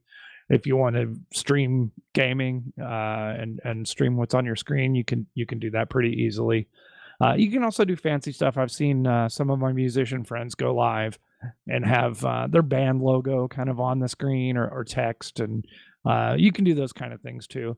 And I'm sure it does a whole lot more than what I know that there are a whole lot more features that I've really been exposed to, and we probably aren't going to go real deep in them on this episode. Although maybe we'll bring it back in a later one. But Leo, you have some specific uses for OBS Studio that I know you are going to talk about. Well, Yeah. hold on. Before ahead. we get into the meat of it, which is Leo's section, I did want to jump in right here and say that I have used OBS Studio for the show before. In the past, when Josh had the IceCast, I believe it was IceCast, set up on one of our servers, and we were using that for broadcasting. It was really simple for all the settings in OBS. Just load in the site, make sure the username and password was there, and hit go. And it worked extremely well. The only issue, and maybe Leo will talk about this some more, is that if you're using the stock built-in audio instead of jack, then your local mic is not included, which is the only problem I ever ran into. And I have also done OBS directly to YouTube, and that is really easy. So yeah, I've did the live stream for one of our episodes, exactly one of our episodes, and we were at the time only casting an image, so that was pretty easy to set up. I did it on a really low powered computer too, just an extra one in the house. It was really, really easy. I just pointed it at a JPEG file for the visual, and I don't think I had to do anything special for the audio because I wasn't using a mic. It was just taking the audio from Mumble and casting it on. So yeah, it's really easy to get on with. yeah, and we could use technically anything for it. I mean, it doesn't matter that we're using Mumble to talk to each other. We could just as easily be using Discord or even a Zoom meeting. So then we can have all of our pictures on there. Yeah, absolutely. In fact, I didn't point it in any specific application. It just picked up the operating system's audio and just kind of threw it out there. Yep, I mean that's the first thing that we do on a normal live stream. And, I mean, just because Tony reminded me that I futzed up the audio, so we don't have audio on the live stream. Don't tell anybody that in the podcast, okay? Yeah, that was me. Whoops. So, it's super easy to do that. What y'all were talking about, I'm looking at OBS right now, and let's say that you don't have a stream key yet. We're not at that point, right? You're just looking at OBS. That's it. And you want to just make sure that all your things are ready to go whenever, just ready to throw out to YouTube or to Rip Mixer, Twitch, or wherever, right? First thing you want to do, OBS, all you see is a black screen when it first opens up, and your sources probably empty. Hit that little plus down near sources. And what Tony and Joe were talking about was choosing audio output capture pulse audio. Now, this may be different if you're running Jack or if you're going straight ALSA or something like that, but at least for most installations, that's how it'll look. Now, audio output capture will capture everything on your desktop. So if you're like me and forget to turn off Telegram and Slack and everything else, yeah, all those little doot and blings and all that, yeah, those get casted as well. So you got to be careful with that. Careful with what kind of audio output you're paying attention to. But then there are a couple of things that you can do, right? If you are gaming or you're doing something on the desktop, you want to show somebody something, then you will use the screen capture XSHM. I don't know what that actually stands for, but that's the one that I click, and it gives me that right when you do it, it gives you that infinity mirror thing going down way down in there. So I got to minimize it to make it stop doing that. But yeah, I mean, at that point, you're capturing your desktop as well as all the audio. Then add an audio input capture if you've got yourself a mic. That's it. That's how I do all of the videos for Terminal Tricks. Done. Those 3 things. And I mean, I won't say that they're professionally edited or anything like that, but I mean, they come out like a YouTube video, so cool. That's really it. I don't live stream those. I do screen recordings. I just do recordings on those, and then I'll go in and edit them, cut them up a little bit with Caden Live or something like that. So recording is actually pretty easy to do if you make sure that your output is set correctly. So you want to make sure, hit the settings of OBS, go check output, make sure your video bitrate is set correctly. Well, I mean, just the defaults there is fine. Audio bitrate 160. I mean, unless you're looking for really high quality, everything is amazing, then, you're probably going to be just fine with the basic settings. And recording path, make sure you know where that is. Home Leo videos for me. So every time I click start recording, video pops up right in there and gets bigger and bigger and bigger over time as I do stuff, right? And recording quality, same as stream. This can be dangerous, though, because you can't pause. So whatever happens, if you need to pause it or something like that, don't just cut it out in post, man. But as well, if your power cuts out or something like that, you can't continue on. Obviously, you have to get another video started and stitch them together in post. The other thing, though, is in the video section, by default, I can't remember which is which, but it's like the base canvas resolution is 1080p, but the output scaled resolution is 720p. And that makes for not great video quality if you're on a 1080p screen, right? It takes your 1080p and then it squishes it. It doesn't record it in 720p and then give you 720p. It records in 1080p and squishes it. So it doesn't look as crisp as it should be. So you should match those. Those are really the only things you got to worry about for screen recording. And you can change your FPS value too. Like if you've noticed in YouTube, a lot of those videos have 60 frame per second like playback. That's it. Just swap 30 to 60. It's 30 by default. Move it to 60. It does take more CPU power, so you got to be careful with that. But easy enough to do. So at this point, you're wondering about streaming, I'm sure. I can tell you all about YouTube streaming. I don't know much about Twitch streaming. We don't stream over there, but I imagine it's very similar because all you really need in a situation like that is to choose your server or leave it as auto. And then drop your stream key in there, hit OK, and start stream. Then you want to go check twitch.tv or youtube.com or wherever you are and make sure that it's got a little green little dot and it says, hey, great quality, man. Great. And that's pretty much it. So as far as YouTube goes, they require the exact same information. So Twitch is probably just as easy as YouTube is. On the YouTube side, though, you do have to go in, and I mean, I'm sure it's like that in Twitch as well. But on YouTube, you just go in, you click go live, and then you just schedule one. This is how we do it on mintCast. So I'll try to schedule them a week in advance, or if I'm feeling really lazy, 30 minutes in advance, which totally messes with our, like user engagement because nobody knows it's coming, but you kind of know if you know the schedule. But yeah, if you're a newcomer or something like that, you don't know the schedule. So having something like that out there 2 weeks in advance is probably a good idea, so people know, right?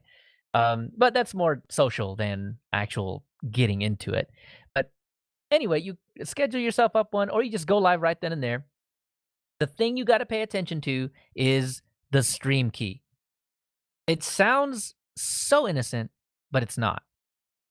Keep this close to the chest. Do not lose this. Do not share this. Stream key is quite literally your password to your stream. If somebody else has the stream key, they can start streaming stuff over your stuff. And now you're fighting. Who do you think wins?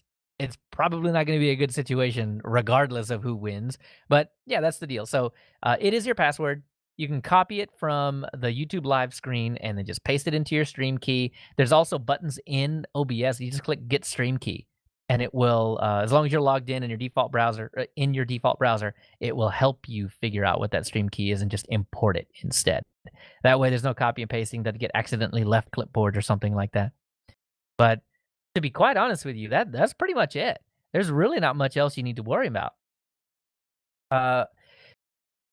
As far as streaming to YouTube goes, and like I said, Twitch is probably going to be exactly the same as far as all that stuff. But the other thing that you really need to pay attention to that we do here is we do image. If you're staring at the YouTube screen right now on our live stream, you see that image. That's easy. You just go into GIMP, create a 1080p image, and then you just make it whatever you want to look, whatever you want it to look like. That's what it looks like. Save that. Then here's the other bit. We do plugins. So if you're staring at that screen, you notice the image, but you also notice those green bars that are up and down and up and down and up and down all over the place. That is a plugin that escapes me at the moment, but I will put it in the show notes. So just in case you want to do something like this, you can have access to it. It's actually really easy to do. You just download a zip file that is provided for you, and then you drop it in the OBS-Studios directory.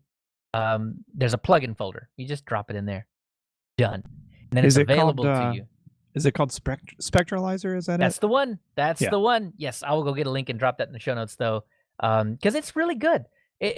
You can play with it so much. It's got some presets in there. You can change the color. You can make it go in circles. It is really cool. I have just not played with it enough, other than creating or adding that plugin, and it comes up right in so where we were adding sources, it comes up in that list.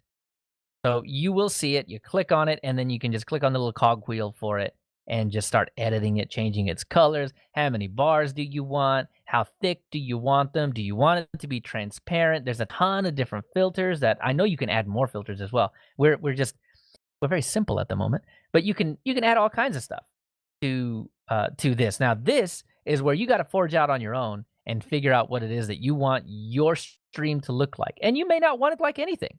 You may just want it to be a still image, or you may want to do window sharing.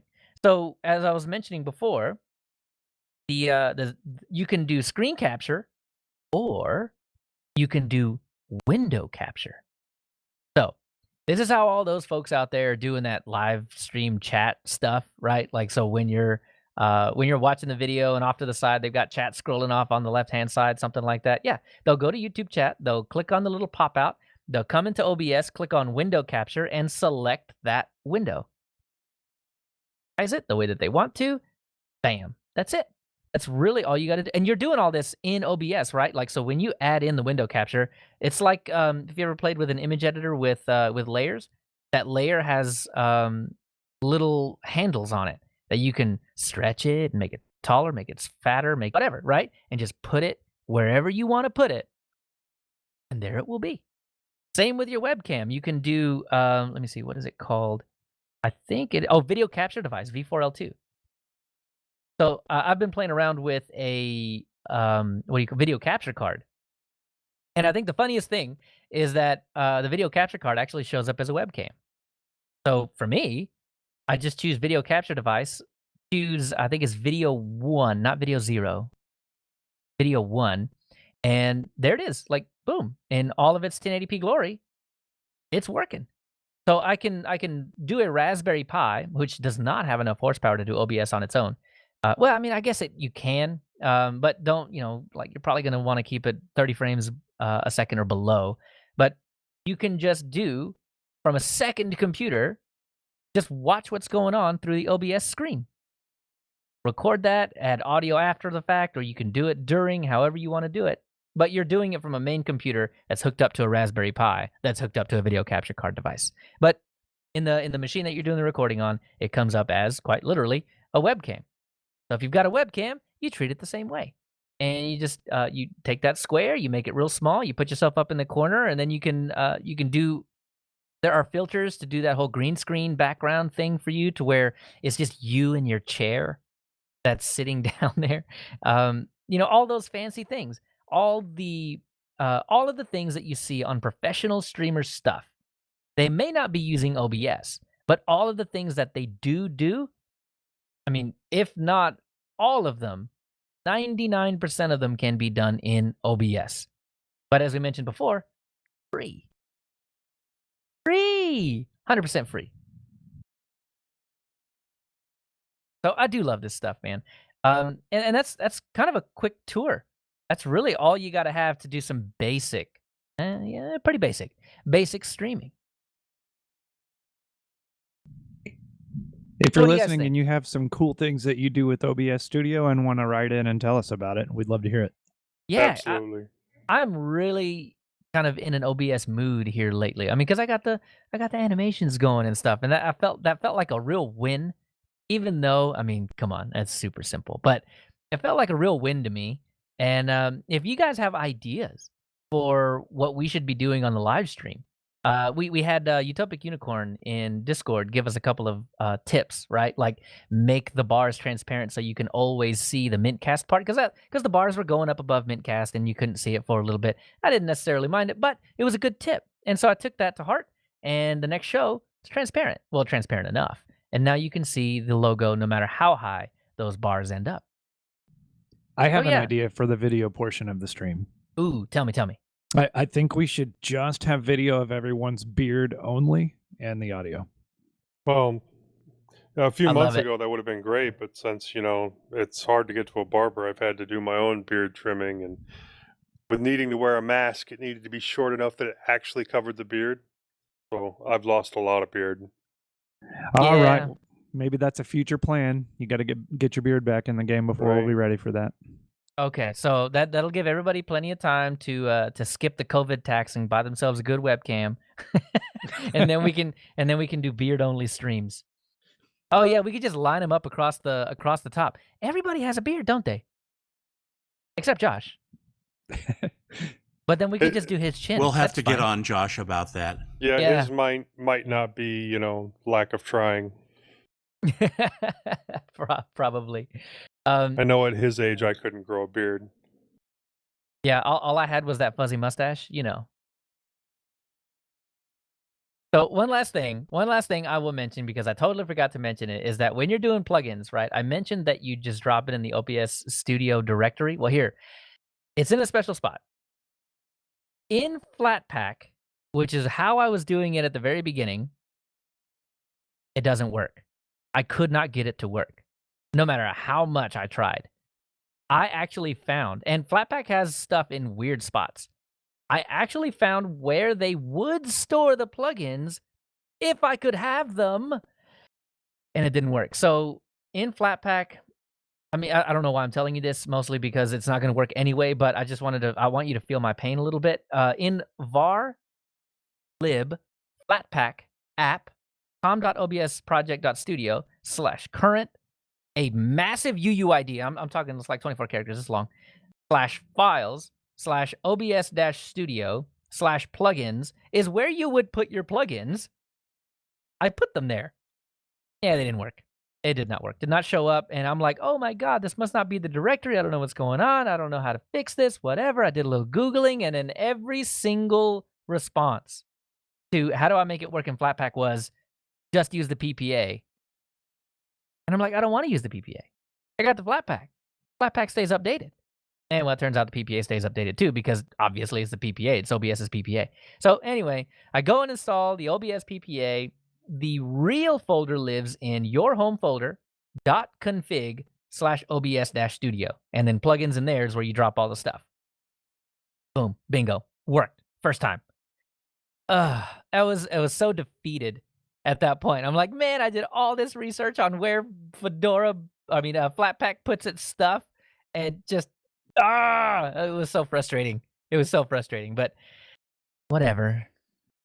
So anyway, long story short, if you plan on doing plugins or filters or all kinds of fancy stuff, make sure you're using the PPA and not the Flatpak. I suspect Snap does the same thing, but I cannot say that for sure. That Snap might actually work in the way that we're talking, filters and plugins. I may also be able to, with Flat Seal, point the OBS Flatpak to the .config/OBS-studio directory. That might fix it.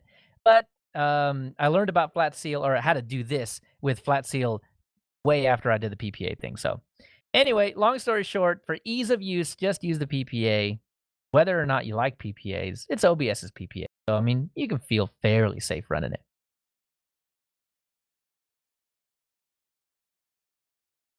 Okay.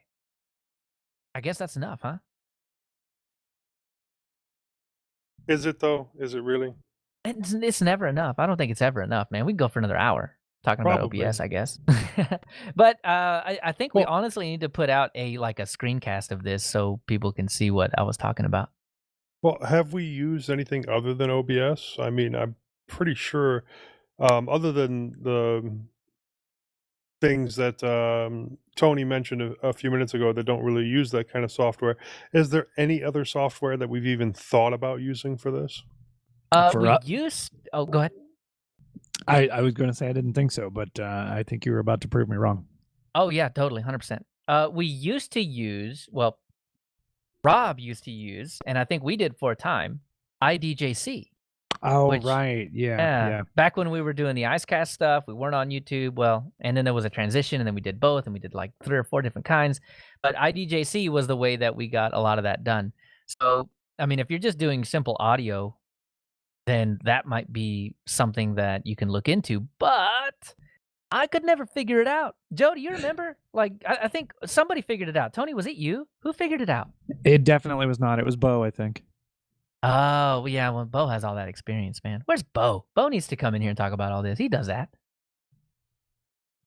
But yeah, to your point, I think that worked, and it was audio only. So in that sense, it was simpler, but it wasn't simpler to figure out. You had to know Jack and be able to work with that. OBS is really easy to set up. Yeah, and I think that's why it was our fallback. That's why it was something that, at least I was able to jump into and be like, oh my God, I don't know what's going on, but somehow I have a stream, yay! And then it worked. You don't know Jack. Yeah, well, that's serious, man. I want to know Jack. Not many people do. Yeah, and IDJC wasn't it either. At least the way that we did it, you needed IDJC pointing at what we had was a Raspberry Pi relay, essentially, and people would tune into that Raspberry Pi. So you had to have a secondary box to actually stream through so that people could get into. But it was all open source. It was all none of it was proprietary, I don't think. And certainly YouTube wasn't involved in any of that. So, there are definitely pluses to doing stuff like that. But as far as we're concerned, I think because of our pragmatist stance on this show, it's so easy to do OBS. So it's what we naturally gravitated to, because quite literally I can sit down, open up Chromium, get on my YouTube page that I created a week prior, click start streaming on OBS, and I'm done. At least for prep. And then I press go live on YouTube, and we're live. And then I'm asking you guys, hey, go check the live stream, make sure it's not horrible. Right? So Yep.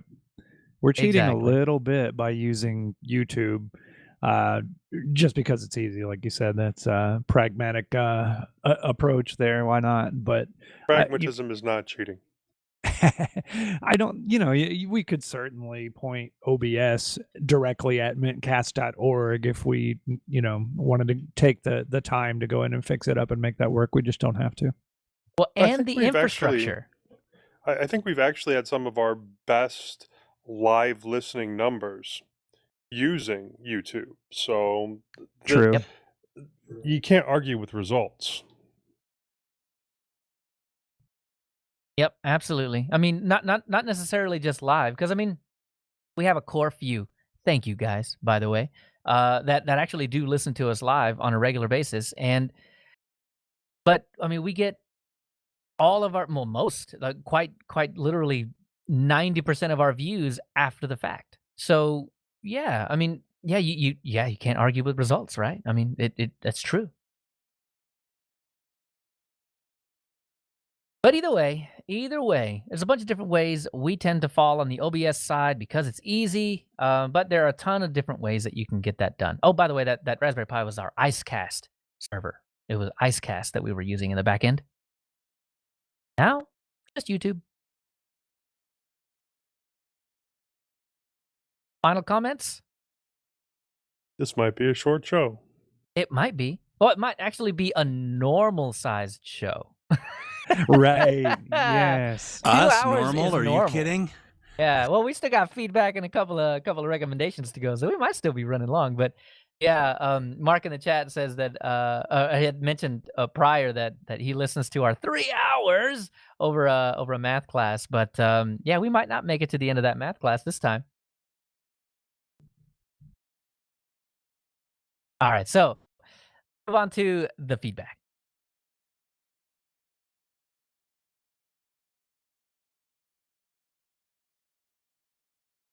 So in this feedback, we have a few emails. And by a few, I mean there is at least 2 emails from the same person, right? But saga. So we got to read them. Anyway, so let's start off with Mr. Brad Alexander. He writes in and says, "Leo, we may not see eye to eye some of the time." And by the way, this was from 339, not 340, the last show. Anyway, it says, "We may not see eye to eye some of the time, but I agree with you 110% on the whole smart device thing. I've been railing against some of this, some of the tilts, specifically my buddy Flying Rich, about home automation. I think the Amazon and Google speakers are just routes to surveillance by huge companies, especially since Google employees freely admit that they are eavesdropping on their home speakers. I actually heard a comment a while back. The only thing that Orwell went wrong in 1984 was that the government would issue surveillance devices. Instead, people are going out and buying them in job lots. I'll stick to computers that I can secure myself.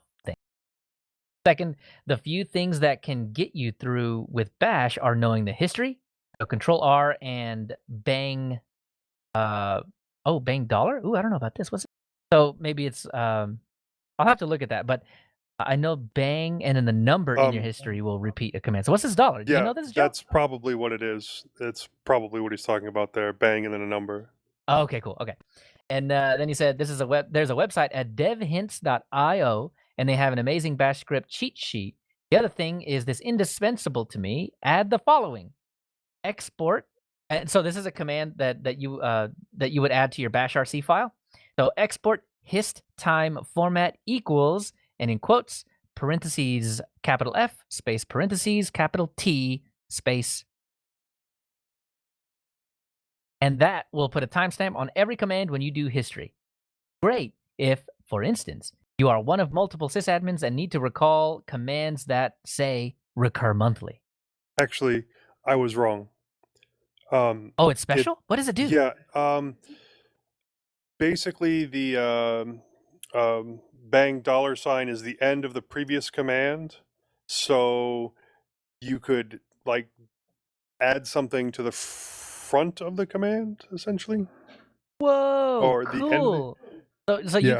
you can like manipulate it after the fact Yes. Whoa. Okay. I'm looking that's at the cool. cheat sheet and I'm seeing a lot of $signs in these scripts.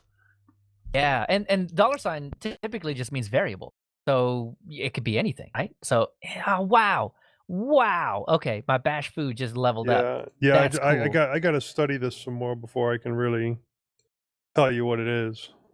Yeah. Well, Brad, sorry for missing you on the last show, but I am so glad we covered this one. That's cool. That is really cool. Okay, so I sent him an email back. I say, good to agree on some things. This is a big reason I've been trying to use Raspberry Pis with manually installed and configured software. No telling what kinds of things happen behind the scenes on other devices. Ansible and SD card backups can take over once I get things settled. That article is, wow, referring to the Google eavesdropping article. Yeah. Those are great resources. I think I'll be adding the timestamps. That's something I hadn't really thought of, but it's so obvious now that you pointed out. And then the bash, the bang $sign thing now is another thing that I have to add to my repertoire. Anyway, so he responds back, right? I never trusted the Googs from their incessant pushing of their branded stuff in the interest of convenience, then building a database on you. We want, and Eric Schmidt quote, we want to know more about you than you know about yourself. So they're changing search results to benefit their political candidates, and who knows what other reasons. But I'm pretty sure I don't support many of the same organizations and viewpoints that they do. Yeah, timestamps are a one-liner that makes your bash history worth its weight in gold. I'm also going to start playing with Zish. That is now the default shell on FreeNAS. I loathe C shell, CSH, but I can live with Zish. Plus, Zish has timestamping built in by default with history-I. Ooh, that's cool. Oh, one other thing that you might find helpful, I'm sure you know that you can do a du space dash s space asterisk type space sort to get a directory listing sorted by size. But did you know that you can do a du space dash sh asterisk pipe space sort space dash h, right? That this doing commands and audio is so hard, man. Anyway, to get a listing of files sorted in human readable format. That is cool. I think, I knew about those commands independently, but it never occurred to me to do them, to string them together like that. So I'm going to give that a shot and see what's going on with that. So thank you, Brad. I really appreciate you writing in. And you're really, you're schooling me anyway on a lot of this stuff. So really cool, really cool. Yeah, the Zish thing, I will say, I think I have to do it too, because I'm OMV4, my NAS. It's on Debian 9, and Debian 9 officially died. I think I'll probably be okay on it for a little while longer, but I'm rocking a hard place, man. OMV4 is officially dead, though. You are recommended to move to OMV5. We're not going to get any more updates on that. So I might get security on Debian, but I won't get any changes on OMV4. So I've got to make a choice here pretty quick. I've got to move. And Dan from Linux User Space and Biddle recommends highly. What is it? FreeNAS. Well, it's TrueNAS Core now. And lots of people love their ZFS, but guys, I'm going to tell you right now, I'm not doing it. I'm not doing ZFS, man. Mostly because, honestly, I might do ZFS on the volume, but I'm not going to do like RAID Z or RAID whatever. I cannot afford that. We talked about it a couple shows ago. I'm not rolling in money, man. I can't just go out and buy another 4 terabyte drive whenever one dies. I can't do the RAID thing because it is more expensive when you start stringing drives together like that. But Exactly. Anyway, yeah. I just watched a video last night from Chris Titus Tech where he was running on and on about what he is now calling better FS. Ew, it's butter, man. I like it because it's so smooth. Well, he just thinks it's better. Well, honestly, for marketing purposes, that's a really good name. But yeah, so I don't actually know. I wonder how funny would it be if I ran TrueNAS Core and just dropped all the ZFS stuff all together and used ButterFS. I wonder if it's even supported in their kernel. Interesting. I want to do that now. But anyway, yeah, my solution is just to use cheaper, lower spinning USB drives, the USB type, because you can get a 4 terabyte drive for like $90. And it's just a backup. I don't need it to be fast. It just doesn't rsync every night. That's it. That's all there is to it. So I do nightlies. I don't need RAID. I mean, if I update something that day, I probably still have it on my desktop, so it's not a big deal if I lose it on my backup. So anyway, yeah. So I'm looking at TrueNAS Core. I want to do it. I don't know. We'll see. I think I need to do some kind of like audio intro to this because it is such a cool recurring section. The John Wallace Saga. What were you gonna say, Tony Watts? Were you gonna intro it for me? Intro it for me. The John Wallace Saga. Bum bum bum bum bum bum bum bum. All right, you guys are giving it to me. I'm editing that now. This is gonna have to be here every time. Every time. That's the intro now. Okay. So he writes in, hi Leo, I found that the protocols were ones that I did not need, having found descriptions of them. So this is coming from the last saga, which I think was 2 or 3 shows ago. He had wrote in about some things that were turned on and asking how to turn them off. So he got how to turn them off. And it turns out that a website called stigviewer.com has a pretty much a how-to for all this stuff. If you want to go in and turn it off, it tells you how to deal with the stuff and just quite literally how to secure yourself against some of these services and processes that are quite literally just running in the background all the time. So in etsymodprobe.d, he added a file that has 4 lines in it. Install TIPC, been true. Install TCTP, been true. Anyway, so TIPC, TCP, TCTP, RDS, and DCCP. Okay. That's all gibberish, right? I'll get to it. SCTP. He said SCTP. SCTP. So anyway, I mean it's all acronym alphabet soup anyway. Nobody was listening to that part. So I said, I'm sorry. So he said, I implemented one change at a time, rebooting to check that there were no issues before implementing the next change. Very scientific of you, John. Perfect. I have documented the changes for reference in case I should need to reverse them. So anyway, so I said, this is great info. I'll cover these in today's show. So STIG, let's start with that acronym. That was alphabet soup, right? STIG stands for Security Technical Implementation Guide. Everybody has their own. The Department of Defense has one. Red Hat has one. Ubuntu probably has one. But it's basically just a list of policies that you should enforce on your machine to be considered secure by that authority, right? So if you're doing the DoD one, you download DoD's and then you do all those things in the list, and then you are then secure, right? Okay, so that's what that stigviewer.com is referencing. It's got just the STIGs, and I think Red Hat is what they use. Anyway, so TIPC, Transparent Inter-Process Communication. I mean, I don't know how deeply I want to get into these things, but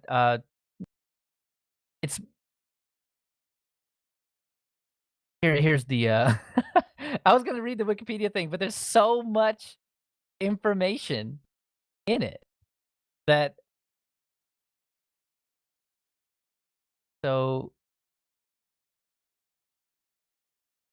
it has to do with networking. Let's just leave it at that.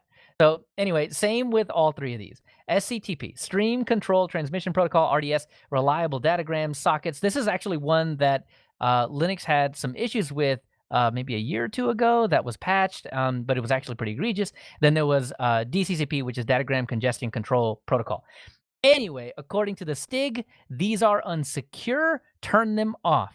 And adding that text file, as I mentioned before, in etsymodprobe.d that had those 4 lines in it. It'll be in the show notes. Install TIP, been true. Install SCTP, been true. Right, add that in there, and it'll turn those off after a reboot. So anyhow, he writes back in saying that having listened to 340.5, I recalled an event that may well be the cause of some of the error messages. When I was working through the Mint upgrade process from 19.3, and Joe, this is what me and you were musing about this episode. It says, I encountered a message to the effect that the encrypted swap partition posed a problem to upgrading. I was presented with a choice of canceling the upgrade process or deleting the swap partition. I chose the latter and was able to upgrade successfully.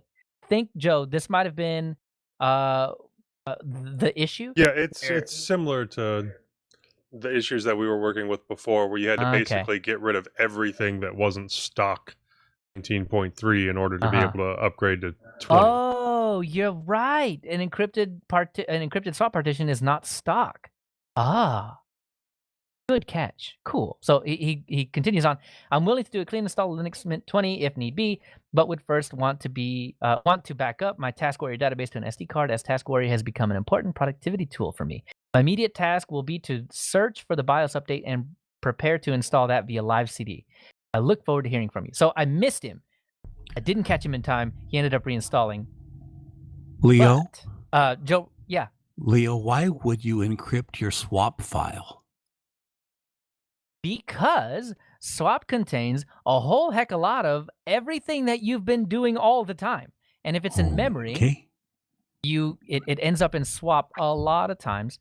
I mean, if you use swap at all, stuff in memory goes into swap. And if you are able to copy swap, you are able to extract a lot of juicy bits. Now, that's actually pretty hard to do, but according to the Stigs, it is something that you should do to avoid any kind of attacks, no matter how unlikely they are. So that's why you want to do it.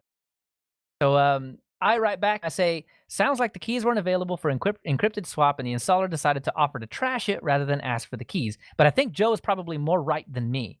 It's just not in stock. So it was just like, I don't know what that is. Let's just move on. And so anyway, that could be the issue, though. Thinking about it, do you know if there was a swap partition at all anymore? And so I don't think so, because anyway, so if not, you may be able to create one and get around the issue if it's all related. Mail back if you need some help with this, but here's the high-level overview. And I go into how to create a swap file or a swap partition and how to mount it using etcfs tab and then mark it as swap. So that's in there if you guys want to go read that. And then save, exit, and reboot. Encrypting the swap file or partition is another long email. Here is some light reading on the subject. So it's a Stack Exchange article that shows how to actually encrypt your swap partition after it's created, or how to create one and encrypt it all at the same time. So anyway, that's it for the John Wallace saga. He wrote back in. Okay. He wrote back in, but I want to save those for the next show so I can play that really cool intro that you guys made. Okay, the next email that we have is from Henrik Hemren. The news about Android 10 coming for Pine phone, and your talk about dual boot phone was interesting. I haven't really thought dual boot phone is possible. For me, I wouldn't mind, not at all, to have a Linux phone in the future. But I am very doubtful when essential apps will be available. For me, that is mainly local Swedish apps like tickets for train and local commuting apps you really want to have in a mobile device. Another must-have Swedish app is Bank ID, which is used for Bank ID, is a citizen identification solution that allows companies, banks, and government agencies to authenticate and conclude agreements with individuals over the internet. It is not available for Linux desktop, so a Linux desktop user must have a macOS, Windows, iOS, or Android at hand. And it is also very useful anyway to have Bank ID in a mobile device. A dual boot phone may then be a good option. And then I responded, I have had several dual boot phones over the years, although all of them have been thanks to the efforts of the guys over at XDA Forums. The ones that most easily come to mind is the HTC HD2. There were also a couple where the easy way to dual boot was to have a micro SD card with an operating system on it and have it boot to the SD card first. But there have also been a couple of phones that come from the factory with dual boot. For example, and then I included a link, and then a link for some tablet ones as well. And then I included an article from XDA Forums on the benefits of multi-boot. And now, outside of the email here, I'm going to add most of this is for dual booting, like multiple versions of Android. Some of it is for dual booting between the Windows Phone operating system and Android, which was very common on the HTC HD2, although I did at some point have 2 or 3 different Android operating systems on there. And then now Henrik responded, "Thanks, Joe, for your additional info about dual boot. If I try Linux on mobile, I will have dual boot in mind." And I have yet to have myself a decent experience with Linux on a mobile device. So yeah, it probably will be sometime before we get a daily use Linux machine. Yeah, Yeah, UBports you're- is looking better and better and better, but not yet. Yeah, UB Well, ports there- is good if your needs are fairly basic. It really app selection, as Hendrik mentioned, is really just one of the biggest things. The app selection has to get better. Well, they're all still Wayland, right? I think UBports is Mir. Is it? Okay. Yep, and the apps that are available, I mean, there are things that meet some of the basic needs, but they tend to be largely web apps. They're really just web applications wrapped up in the app store. Yeah. Well, they're either web apps or they're underdeveloped. Yeah, And that's just a matter of time. Yep, but I think and you're right. We interest. will have dual boot available for that. I think the Linux phone landscape is a little early in itself yet, so I haven't seen anything where for booting like UB ports and Android for dual booting those. There may be something already out there. I guess I just haven't looked. Yeah, I'm sure that there is. I mean, any device that can be set up to any handheld device that can be set up to boot from an SD card or micro SD card, very easy. You just insert a different micro SD card and you have a different operating system, and then insert no SD card and you have the base operating system. Yeah. Okay.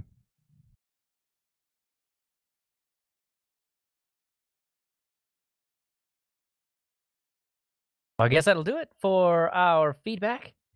Move down to check this out.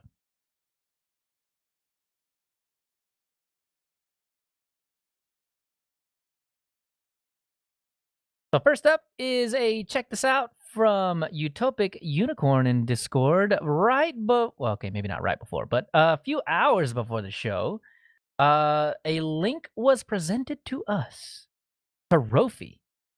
Okay, I'd never heard of this thing before in my life, but let me tell you something. It looks so good. I did not get a chance today to try it, but I'm definitely going to be trying it over the next couple of weeks. Here's the deal. Rofi is an app launcher. Wait, before you change the channel.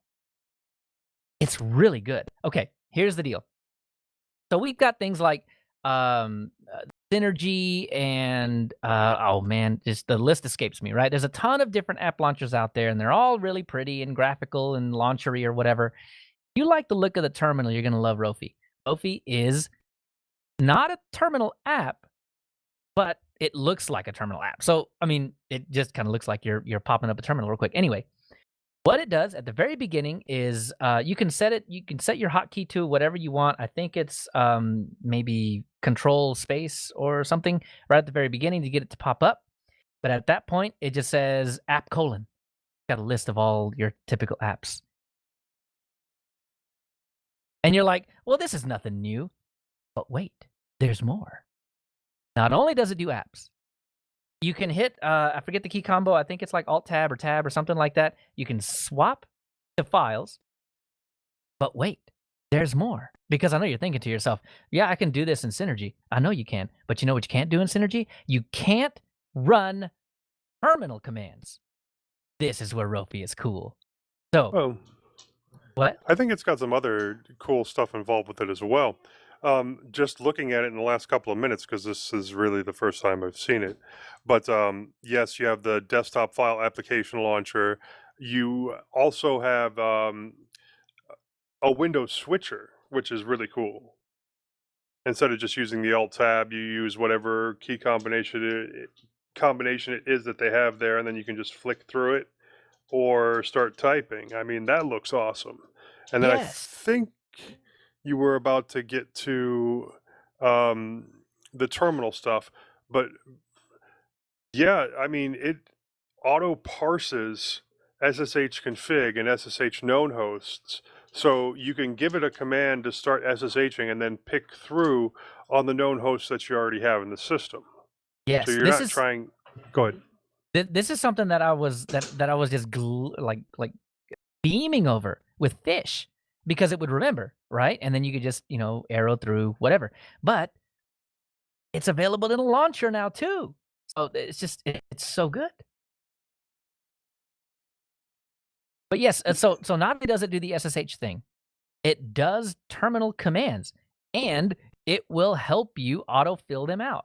So you type A, gives you all the commands that start with A in the little pop down window. You type in, whatever it is that you're typing in, it will help you autocomplete that. And I think that is one of the killer features of Fish, and I think that is also one of the killer features of Rofi.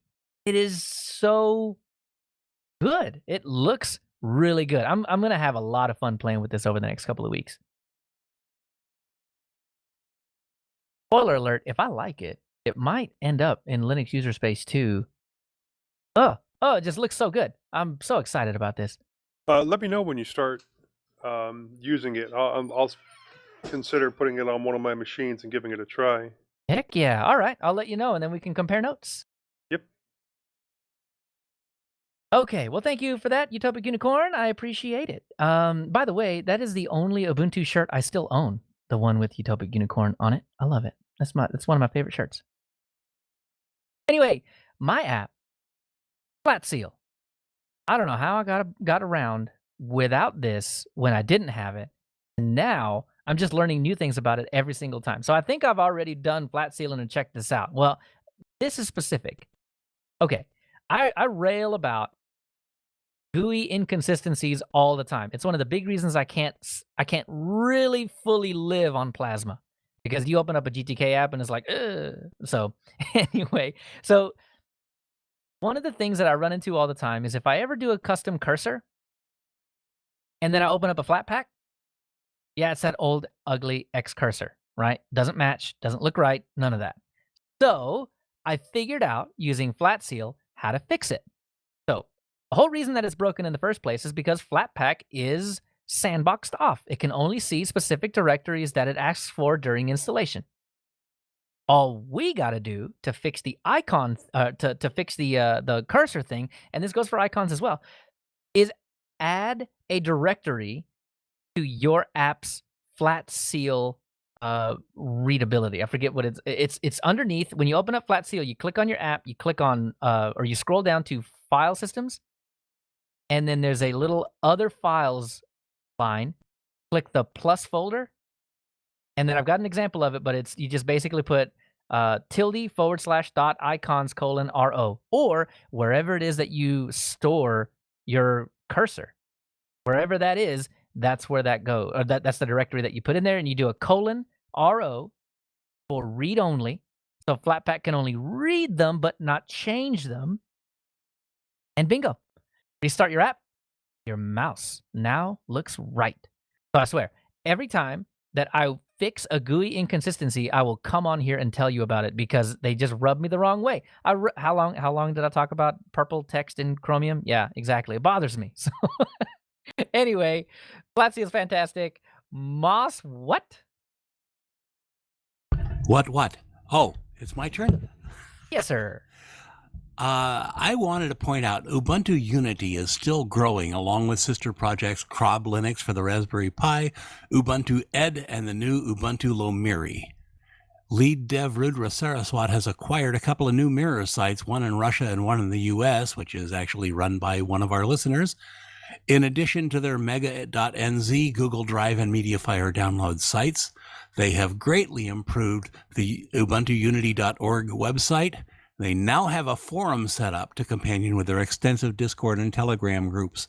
This is exciting stuff to be getting in on the ground floor of, and I recommend it. The kid is hot. He's a pleasure to talk with, and the other admins on the Telegram group also keep it nice. So they've got 3 or 4 different Telegram groups so they can keep the Ubuntu Unity discussion about Ubuntu Unity and still have these people talking to each other about other things. Okay, hang on. I just went to the ubuntuunity.org website. You're not kidding. This is like 2020 Pro mode. Everything just flies in on the website and Isn't that like hot? jiggles and Yeah. stuff. Yeah. Cool. Okay, and my latest recording, which is a single, has been included in a Wizard Rock annual collection. I still haven't found the website for that collection. My song is not rock, but it's included. I'm not sure what the site is. You can hear the song at my Bandcamp page, and there's a link in the show notes. Check it out. All right. Looks like that's the end of the list, which means that's about the end of the show as well. So we got our one announcement. As always, our next episode will be Sunday, August 23rd, 2020 at 2 p.m. U.S. Central Time, 7 p.m. That's Greenwich. That's the abbreviation for Greenwich. Oh, cool. All right. That and 8 p.m. British Summer Time. You can go to calculator.net and check out how to adjust that to your own local time zone, because we're not as cool as some podcasts and have our own. Maybe we should. Anyway, I like that. Meh. All right. Well, where can we find more of each of you? Joe, let's start with you. Oh, if you like the sound of my voice, you can catch me on the Linux Link Tech Show, which is at www.tllts.org, or the Linux Lugcast. We just recorded this last Friday, www.linuxlugcast.com. You can find me on MeWe, or you can send me an email, jb@mintcast.org. And Bo is not here this time, but you can get him at the Undercast. I keep saying just undercastnetwork.com. Boss? You can find me at Triad Bardic College, at Peaceful Hippo on MeWe. My music is on Bandcamp and my YouTube channel, Robert Warren's YouTube channel. You can email me at moss@mintcast.org or distrohoppersdigest@gmail.com. And I have a sponsors with a link in the show notes.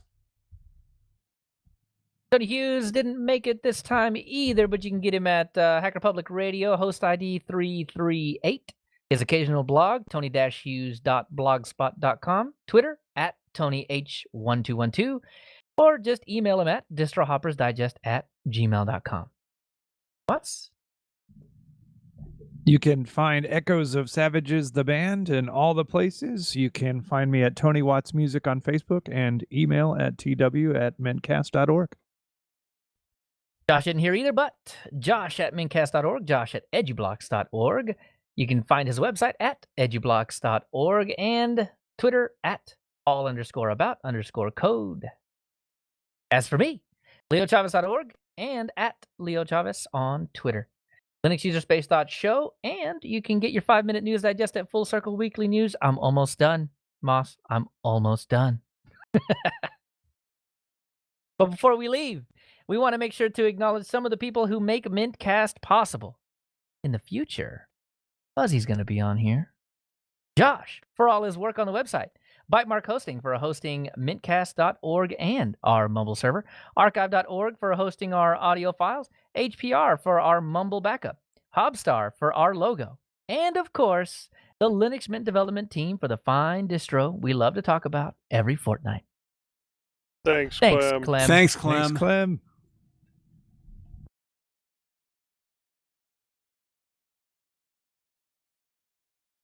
Done. Okay. Woo. 216, 217. You know, that's actually going to pare down because we had a couple minutes at the front. That's going to Yeah. pare down to an even 2 hours, man. Yeah. Okay, stopping. Yeah, for us, that's an Yay. extremely short show. We had to Yeah. have a sick guy. We had to have and a couple of them call it in. So funny. Innards was a little shorter than it usually is, too. Yeah, definitely was. I mean, I don't know what else to say about it because that's our setup. That's how we do it. I feel like I went through everything that I went through to get the show on YouTube. That's it. Yeah, it I was think a nice the only intro. thing we were missing was soundboard. Mm. Yeah. Oh, you know, I did talk about CMUS before. I forgot to talk about. You know why I forgot to talk about it? Because I'm not even doing it today. And Tony Cierna had to call me out. Thanks, Tony. I appreciate you. How to properly podcast without using jack? You basically need 3 computers.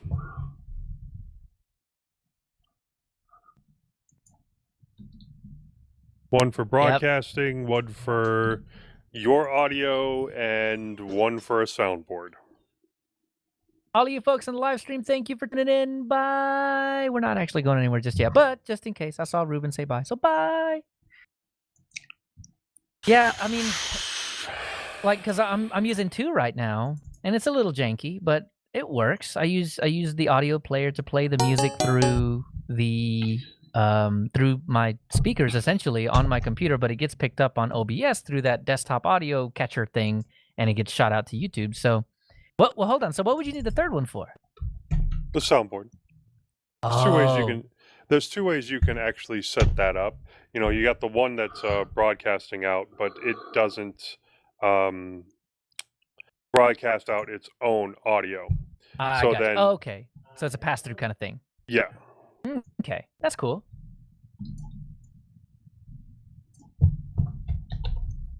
All right, yeah, so I think I'm going to upload 2 versions of my audio. I'll do the normal one. Well, I don't have to. All I wanted to do was put some reverb and stuff on the John Wallace saga. Oh, yeah, okay. But definitely just in case, do that, because if you don't, I will. I'm just telling you. Okay. Yeah, I was thinking that might just save you a few minutes. I don't know. See, that was how I set up that Metallica pass-through way back in the day. Yeah. Oh, yeah. I can at least call out where it's at. I took a note of about where in the recording it was. Sweet. All right. Yeah, man. If you don't want to do it, don't do it. It's fine. I will totally do it. I'm gonna cut it out for Tony so he can use it. Because if he's feeling better, he'll edit the other half of the show.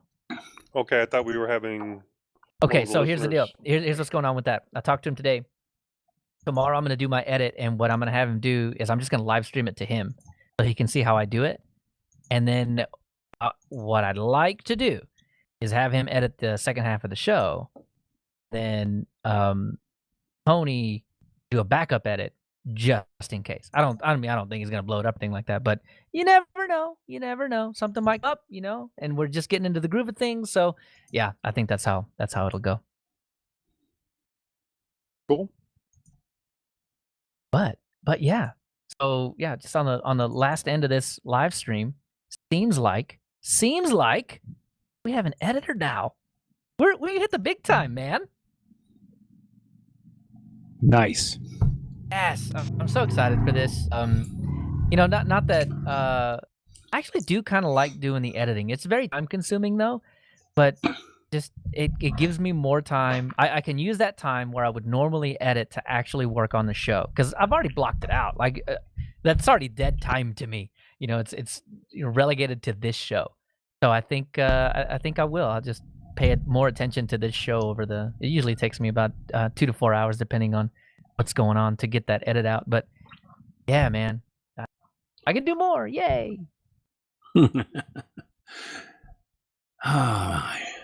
Well, we got through it, guys. We did. Very happy about that. And ahead of schedule. My daughter's birthday celebration got moved up to today, surprisingly. Wait, when was her birthday? So, happy birthday anyway, but when was the birthday? The 13th. Oh, wait, hold up. Wait. My birthday is on the 12th. Your daughter's birthday is on the 13th. And my daughter's birthday is on the 14th. Cool. We just have like a string of birthdays in August, man. Yeah. Just too many people doing nasty things 9 months before this. In July, my birthday is on the 19th, and then my dad's birthday is on the 21st. How funny. My brother's birthday is on the 23rd. Joe, we are so close in so many ways. You should swing by. Yes. I will come bringing tacos. Man. Yeah, you should definitely bring like homemade tacos. Honestly, or come here and like make homemade tacos. I will not argue. Tony, you're in Take Georgia, over right? my kitchen. I am. I'm saying nasty words in my head right now because I am Yeah. so far away. Take over my kitchen and make it smell like I'm still in El Paso. I mean, seriously. Like my grandma's house. Right. I will go to your grandma's house. Yeah. I miss her. I need her chickens, man. That's what I need. Yeah, okay. my wife has just started spouting off Mexican foods that you can bring, including like green hatch chilies and Oh, I've got some chilies on the counter right now. I think I need tomatillo so I can make chile verde. Oh man. Well, my mother just had her 91st birthday a week ago, so Happy birthday! But yeah, I'll buy the supplies. You just come here and cook them. That's so good, man. and You gotta go to the Mexican market for sure. Oh, we have a Mexican market here. A couple Oh, of yeah, I know decent you ones. do. Yeah.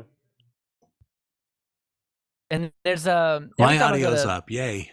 Cool. Every time I go to like North Dallas area, I always got to stop by the Asian market as well because I like picking up a few different things. But my favorite is the Korean ramen.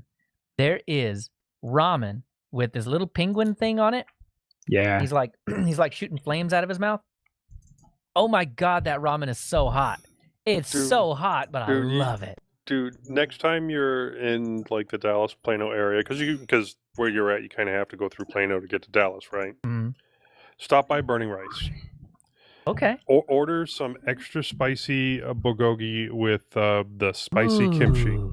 Oh my and gosh, get an that egg on sounds good. top. Yep. You have to get the egg on top. I'm down. And dude, it goes so quick.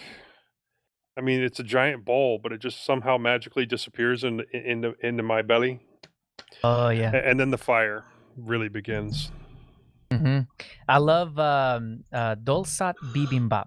That's my favorite Korean dish ever because I can pretend that I'm healthy because it's a lot of vegetables and stuff, but it's like in this hot stone bowl where the rice on the bottom gets like super cooked and it's like halfway between squishy and crunchy. Oh man, Burning Rice does the stone bowl thing too. Oh, good.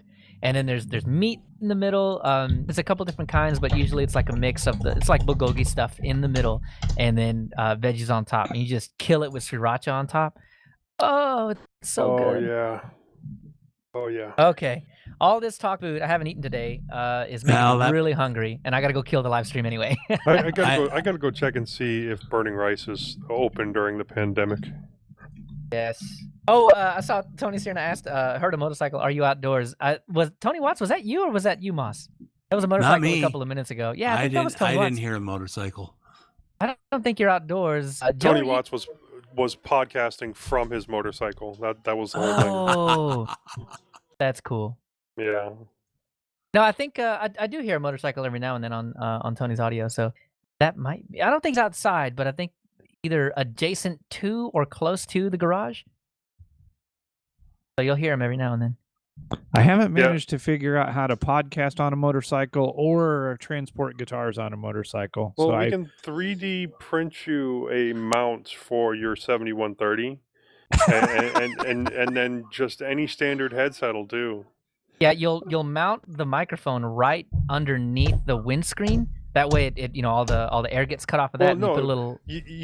You actually get one of those helmet headsets. Oh yeah. So that way you're not getting that windblown sound as much. I mean, if it's coming under the helmet, you can't really stop it. But yeah, you reduce it as much as possible. Just get a little dynamic mic, and I bet it'll cut out more of that too. Mm. Huh. There we go. Podcasting from the road. We're gonna do it.